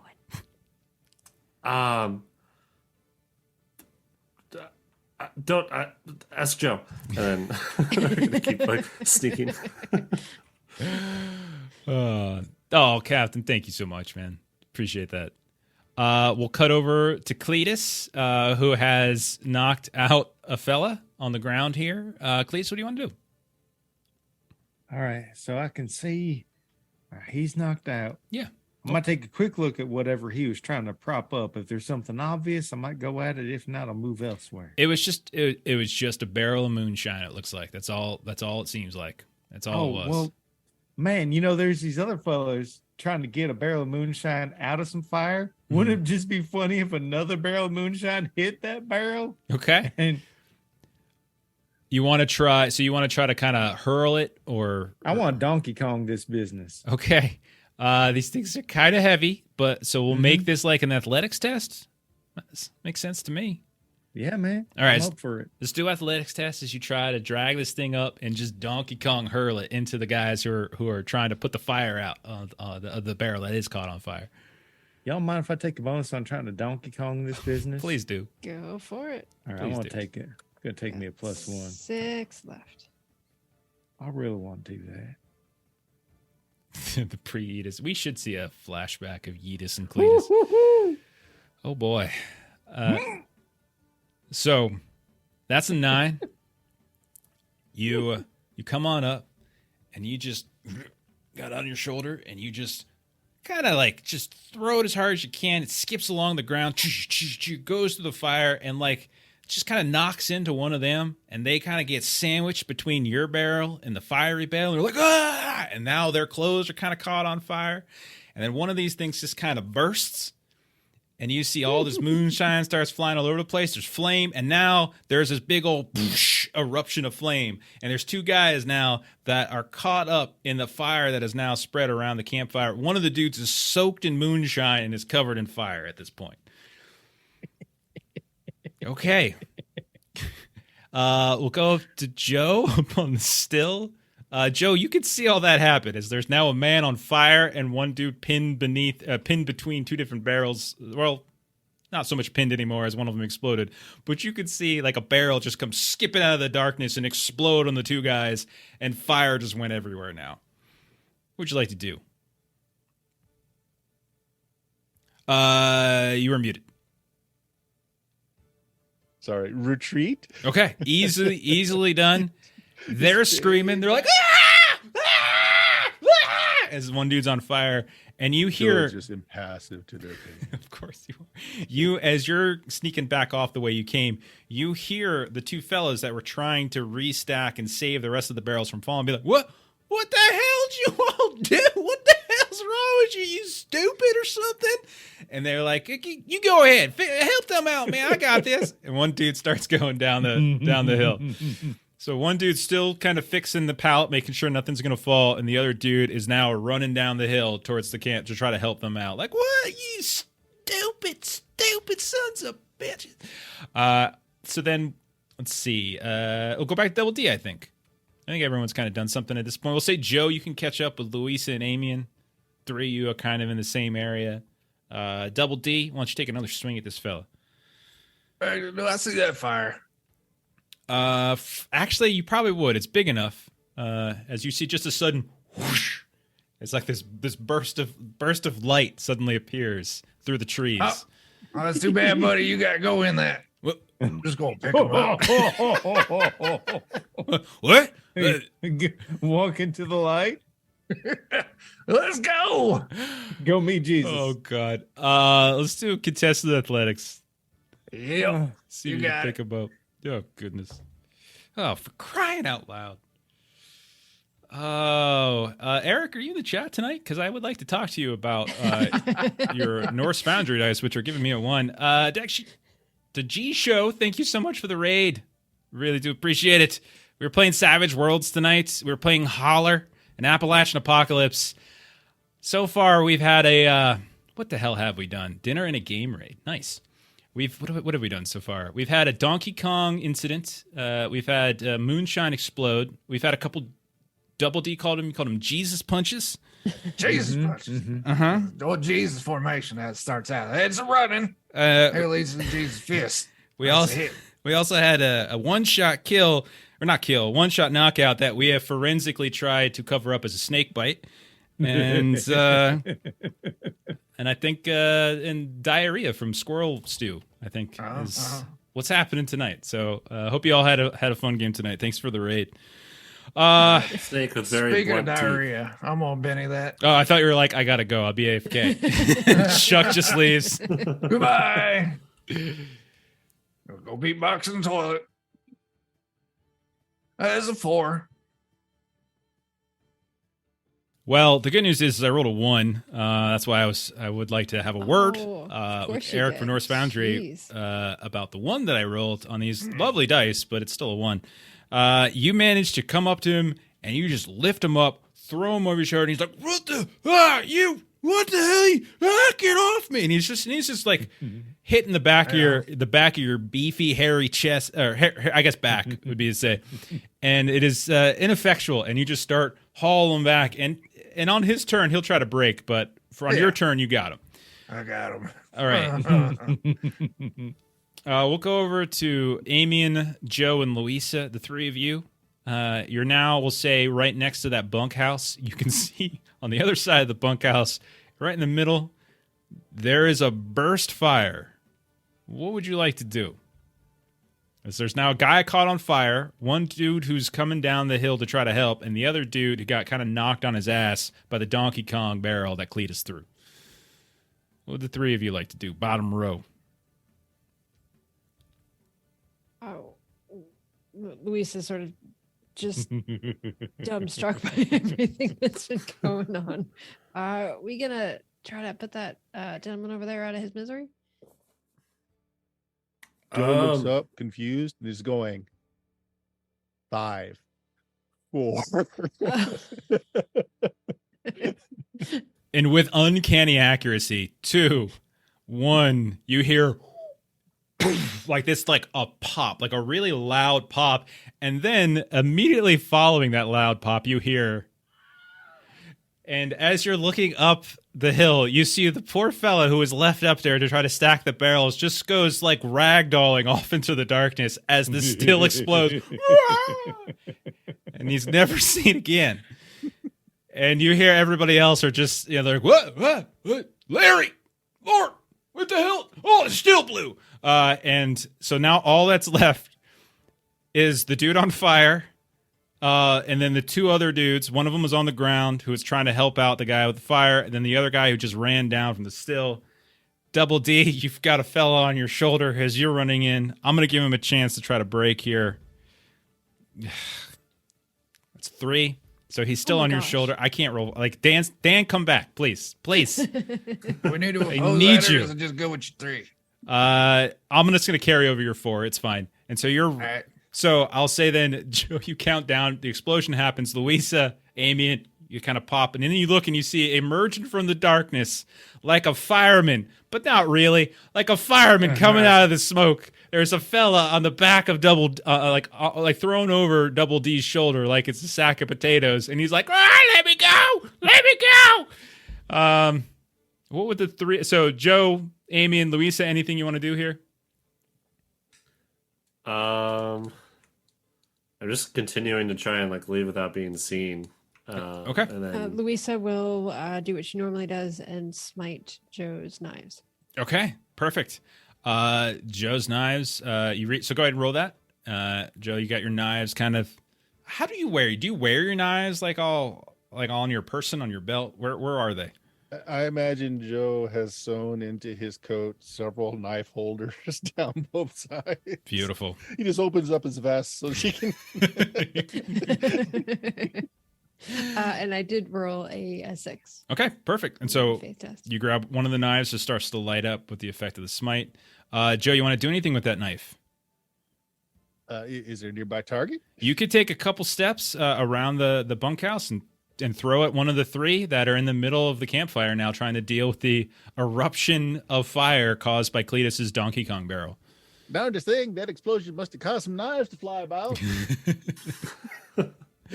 Tell you what, roll it with the drop. You can roll with the drop. There's so much distraction, so many things that are happening. Yeah. Okay. You can roll with the I'm drop. sorry, what do you mean roll it with +4. Plus 4 4 to hit, +4 to damage. Oh, wow. And Okay. then +2 to damage from smite. Yeah. And are you targeting the one that's on fire? Or are you targeting that one that fell to the ground? Or are you targeting the one that's running down from the still to try to help? Those are your 3 options. Oh, the one trying to help because the other 2 will sort themselves. Got it. He's like, he looks back for a second as he hears the sound of the still explode. And right as he looks back, all of a sudden we see flickering in the firelight this knife just go hurling through the sky. And with a 9, right into the back of his neck as he turns to look up. Roll your damage. 8 points of damage. +2 from Luisa's smite, I believe, Okay. right? So 10 points. Is that right? And it was a 9 a raise for a ranged attack. It is, in fact. So roll an extra D6, Joe. Thank you, Jeremy. So we're at 10. Should be at 10 plus another D6. Oh, Oh my gosh. roll another D6. Because it does explode. Okay, it's Mm. 21 points of damage. Bert, describe what horrible things happened to this man by this knife that you just threw. So he's running down, yelling that he's coming to help, and he's lifting up his neck to get those legs pumping to that, and knife just goes right into his throat. I can't. I just hang tight. I go. Oh, and he just fall. And you see, as he's running, he just falls, slides down the extra couple feet of the decline, and just kind of slides head first, like he's sliding to home base, head first, right into that big old fire that's now on the ground. And he's just kind of caught on fire, not moving. Okay. Joe turns around the corner and just says, "I ain't getting that knife back." Let's see. Probably not. Let's go. We're not really an initiative. We're just kind of jumping around as it makes sense. Double D and Cletus. So Cletus, you just threw the barrel. Double D, you got a man. Both of you look. So we'll say Double D, you're coming out of the shadows around, say, 6 o'clock on the clock. Cletus, you're coming out at around 9 as both of you kind of emerge on this clearing. You look at each other. And you look at all the craziness that's happening. Double D, you got the guy over your shoulder still. What do you two want to do? I got one. I'm gonna toss him in that fire. I'm gonna do a running drop kick and kick another one into the fire. Okay. All right. You just, whoop, yep, and it goes. Okay, so Double D, you just let him go. You just hurl him, and he goes, "Ah!" Right in the fire. And he flops down into the middle of the fire. He's not dead yet, but he is caught on fire now. Cletus, there's another guy who is trying to get up after you got knocked down by your Donkey Kong thing. You see him getting up, and he's like looking around. Everyone's in the fire. He's like, "Oh, what the hell's happened, yo?" And then he sees this Appalachian ninja come running up. Fire coming up in his face. It's orange and yellow and like the haze from the heat just coming running through. That big old rotund body's gonna leap up in the air just a bit, bring the knees up to his chest, and Okay. both feet go into his face. Roll whatever you want. Athletics, fighting, whatever you got. Like fighting, I guess. It's good.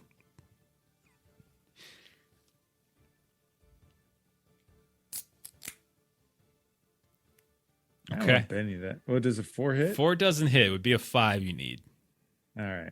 I'm not any of Because that. I'm going off his parry. So. Wow. Oh no. Okay, so you come Wow. running up, you tuck the knees, you launch yourself, you're in the air, and he just like at the last seconds just dodges, and we see I made a Cletus, huge mistake. and you go flopping right down in the middle of the fire, and you just. I tell you what, Oh, you take a couple points, but you're not. It didn't explode, so you're good. You're good, but you just drop right down into the middle of the fire. Okay, so let's reset. You've got Cletus on the ground in the middle of the fire. There's a dead fellow with a knife in his throat in the middle of a fire. At this point, the initial guy who got set on fire by your Donkey Kong explosion has now perished as well. We have 2 fellas that are left, one of whom is up, just stepped out of the way of Cletus and just did an Olay on Cletus. And he's still standing up, and he's okay. He's probably the one who's in the best health right now. And then you got another fella that Double D just dropped into the middle of the fire. He ain't out yet, but he's on fire. So I'll say, what do I want to do? The fella who got out of the way of Cletus, I'll say he'll do something. He'll, what'll he'll do? He'll look around. He'll see what he can see. Cletus is in the fire. Double D's on the edge of the fire. He ain't stupid. He's going to go to Double D, I think, around the edge of the fire. He ain't going to run in and attack Cletus. But he'll kind of charge after with a knife. Come on. I am due a 6. I am due a 6. I am due a 6. I believe in you. I cannot do it. I'll use a Benny. Hell with it. I'll re-roll. There we go. And Got a 6. I got a 6. I got a 6. I'm so got another 6. Holy crap. All right. That's a 14 to hit. Well, that's too bad. My parents, it's done 16. God dang it. I'm joking. You hit it's an 8. I would have probably believed he had spent so long. All right. So that's strength plus D4. My strength is a 6. So D6 plus D4. Oh. And I got a raise. You said it's an 8? You did.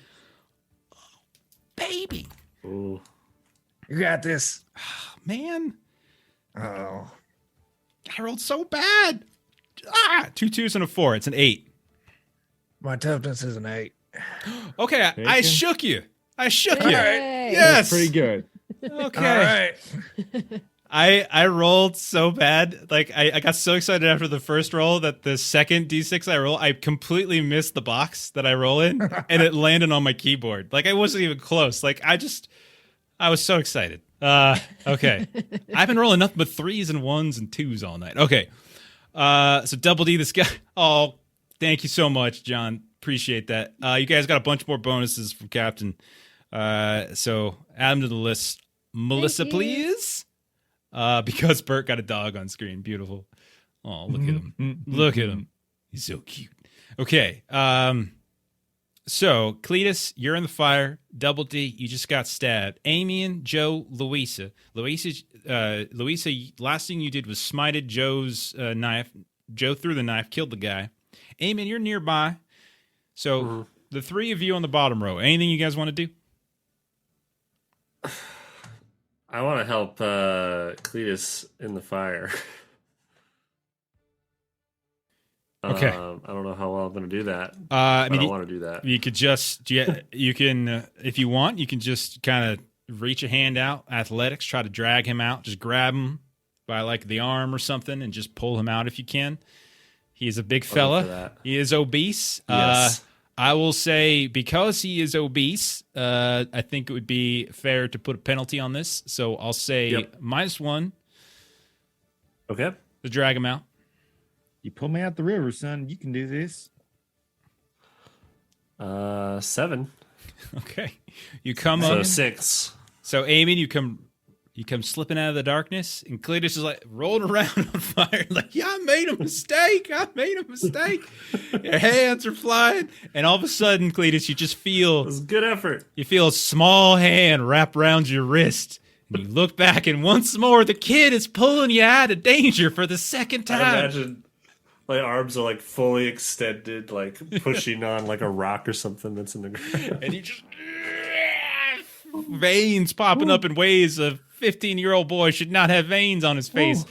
But nonetheless, Cletus, you are free of the fire. Hey, man, you got some big paws on you, little pup. In good form, man. You get that scald in it. I've been watching. Louisa or Joe, anything you'd like to do here? One guy is stabbing Double D. He looks unharmed. The other guy, there's one other fella that's not dead yet, but I'm he gonna throw another knife at the one stabbing Double D. go right ahead. No, if you're gonna do that, Louisa can smite that before you do it. Yeah, that's fine. I don't care about order. So yeah, Louisa, go ahead and roll your cast. As you see Joe reach back to throw again, as he pulls back, you just grab his hand. You just touch the knife really quick before he gets a chance to release it. Okay, so this is there any mod to the attack roll? Not this time. Oh. Fighting. So there's no what's it called? The drop this time. How bad you do? It's a crit fail on my. Oh no. Okay, what happens on a crit fail, Louisa? I don't Look it up. see that there is anything that happens on a crit fail that I'm seeing, Okay. unless there's something general for like what happens if you try to use a power and there's a crit fail. Jeremy, do you know, is there something with casting that specifically causes a crit fail? I'm trying to remember. It depends upon what your arcane background is. Okay. So we can. So what are you? You're the holy Oh. roller, right? yeah. Blessed. Blessed, huh? Well, we got a whole bunch of points. I don't know. Well, we don't do rerolls anymore, though. Do we? No rerolls, and crit fails a crit fail. So that's like the one thing Yeah. that nothing really helps you out with. Kind of is. I'm what not it sure. is. I know in some of your other like Deadlands type settings, that's one of the nice things about being a blessed is there's not really a negative for botching, but if you ever act poorly, you just lose your powers. So I got it. Blessed, and there is a backlash. Infernal forces are often repulsed by and strangely attracted to acts of holy power. A critical failure on a faith roll causes a level of fatigue and terminates all your powers.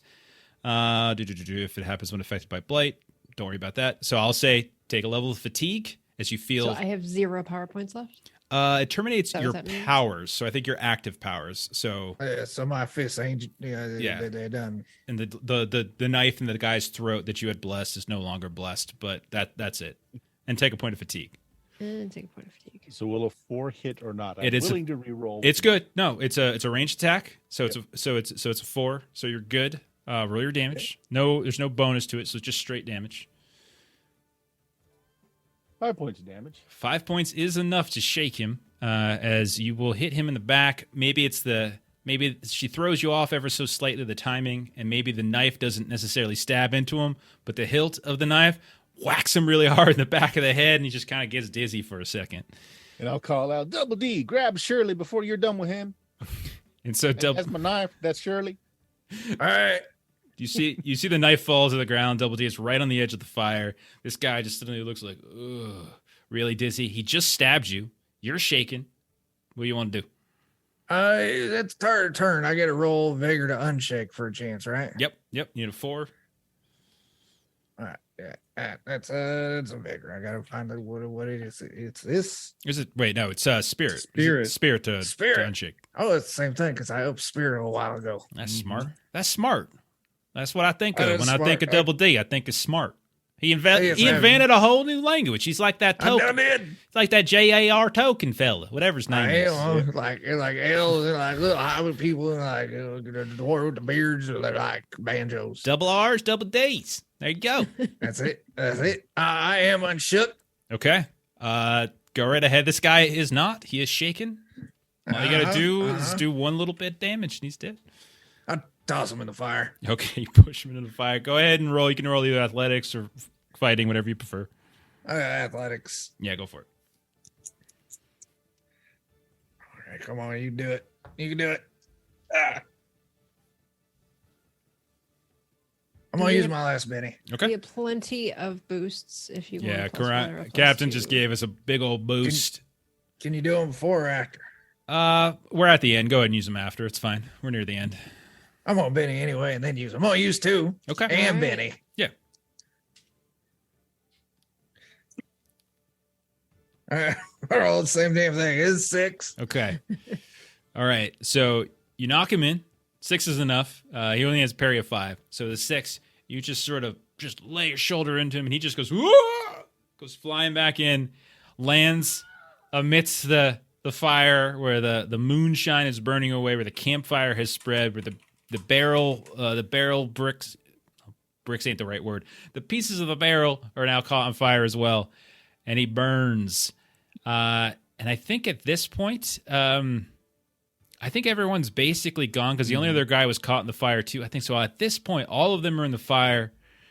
Cletus, you've been dragged clear. None of you are in danger. I'm gonna say at this point, the fire has taken out all these guys. They're all dead. Double D, you Jesus punched one to death, and did. Cletus, you left the one with a snake bite alive Yeah. in the dark. Now I was in the fire, and there was that one fella who came sliding down the hill just to the edge of the fire. I am the sort of fella who does like some 5-finger discounts. Is there a chance that maybe I might have had a chance to grab Joe's knife? I'll tell you what. Roll like an agility test or something. Well, if there's something like thieving, what lets you do? I will things take of that. nature. Absolutely, go right ahead. That sounds wonderful.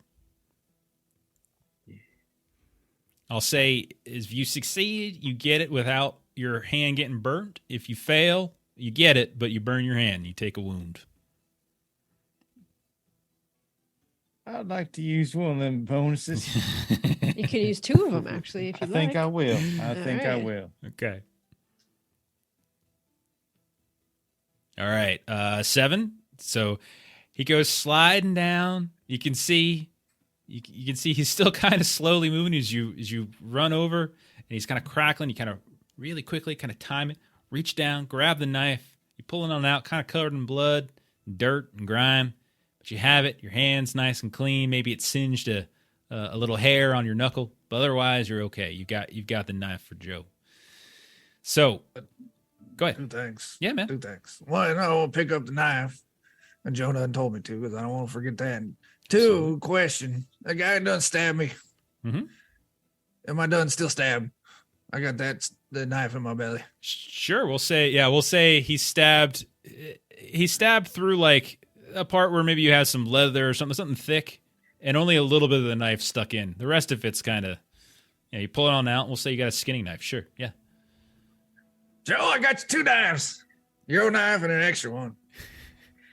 So Joe, you're collecting 2 knives from Double D. You're collecting a knife I got from back Cletus. Laverne and Shirley. Now I got to name this other one now.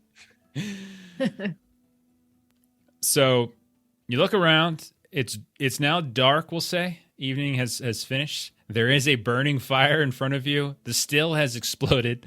Somewhere in the far distance, a poor man just got shot into space by that thing. And there's another feller who is laying in the darkness nearby with fake snake bites. There's also a bunkhouse. But we'll go ahead and we'll take a look at that bunkhouse, and we'll go up the rest of the mountains. The upper still, next time, we'll have Dog into round, hopefully, so Dan can be there.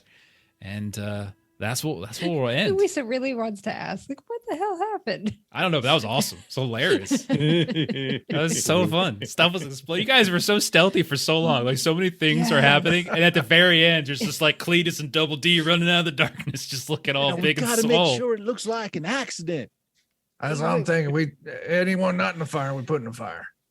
Yeah, clear. The exception of the whole, like, head getting. I would throw him in the fire too. Oh, goodness. Oh, it's good to be back. Now it's snake bite though. That one don't get burned. No, of course Well, not. That he's way they still think a alive. snake did it. Oh shit, that's Snake did the whole thing. I don't like snakes. Blame I him for know, everything. man. That's why I do such of my stuff. Like a snake. So, I could ever win a fight. yeah. What's I going to do? I got to get like a snake sound. I think I do have a snake sound somewhere for a different The game. original snake that traumatized him was actually just When a Cletus. snake comes up, you just use this sound clip right here. I'm a snake. You're welcome. Okay, fair enough. Clip. Sorry, I laughed over it. I ruined the clip.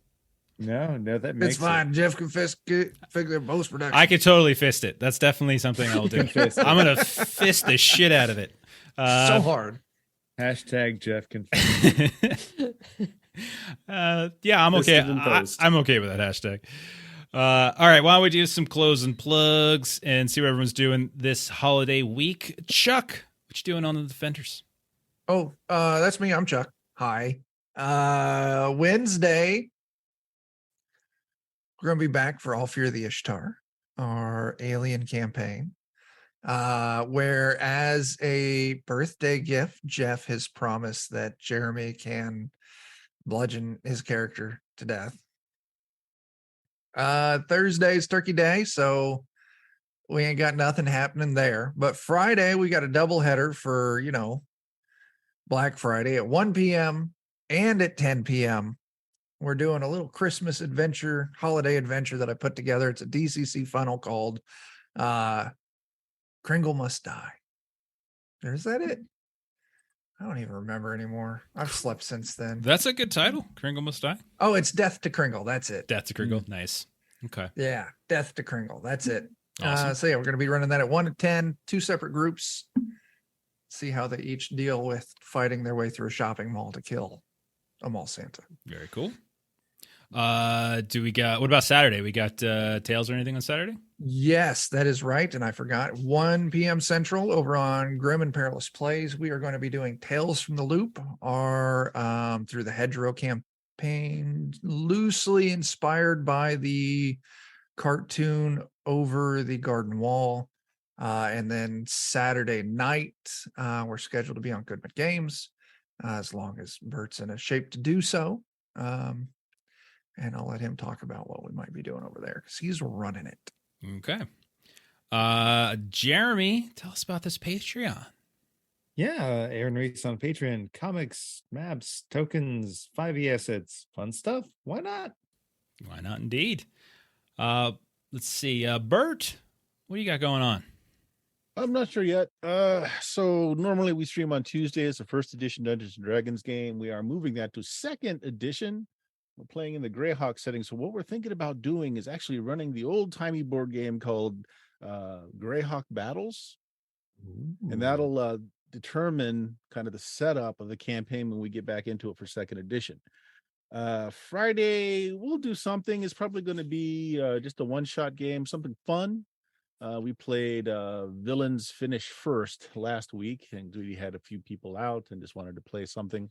This Saturday we should be good for Goodman Games and Weird Frontiers, the horror western using the DCC system, and I think I should be up to it, Chuck. My mouth's not really bothering too much tonight, so I think we're good. And that is it for this week, for the Turkey Day week. Doing nothing special. Awesome. Joe, don't you have a heart game coming up at some point? You ready to announce that or something? Yeah, at some point, whenever we wrap up this Friday game with Chuck. It's my fault. It's my fault. I didn't do what I was supposed to ramp up already, like at the start of November. Yeah. I'm really looking forward to seeing you run it. Heart's a really fun game. It's cool. Yeah, I'm excited to play it. Yeah. Yeah. I'm nervous for like the first session, but after that, I think I'll get the hang of it. It's smooth. Like once you start going. Yeah. And plus, yeah. I mean, like Chuck's there, Dan's there. They played it a bunch. So right on. Yeah. We've all promised to play the dumbest characters possible. Oh, brilliant. Is that what you guys did for Holler too? That promise happened or that's just natural? Yeah. Yeah. Just who he is. Beautiful. That's some like life imitating art or something. Some of that right there. I get so caught in that southern accent. It's like it takes like an hour to get out of it, like as we're done streaming. Hangs on. Speaking of hanger on, I don't know what I'm talking about. What are we doing here? Let's see. Tomorrow night, our good friend Steven is running Haunted West. We're finishing up Act 2. So that's a wonderful finale. And then we will be starting up Act 3 soon. And rumor has it, there is a beautiful young man that is not going to be playing in it because instead we have Chuck, who's going to be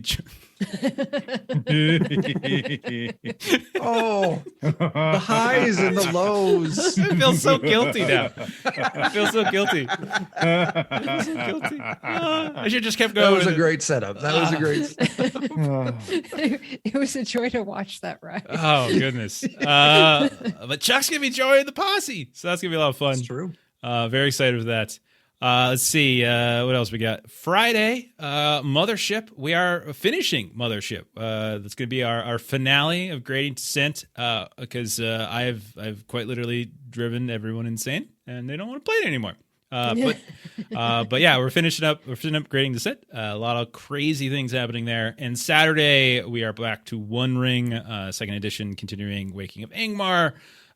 Sadly, we did not play last week, but we are very excited where we left off there too, as they are in the midst of an icy, grimy fortress in Angmar, and there are Chuck's feet and my face in the chat, and that's okay by me. Thank you for everyone who hung out tonight. Thank you to those of you who threw us some bits and helped us out. We are going to go ahead and raid. Let's see. Looks like Norse Foundry is up and raiding. Yeah. Also, thank you to Dinner Game Raid. Thank you to Da G Show. We really do appreciate the raid. Follow them, follow us, follow Chuck, follow Bert, and yeah, just be a follower. It's great. Follow the raid. We'll catch you later. Bye-bye, everybody. Bye.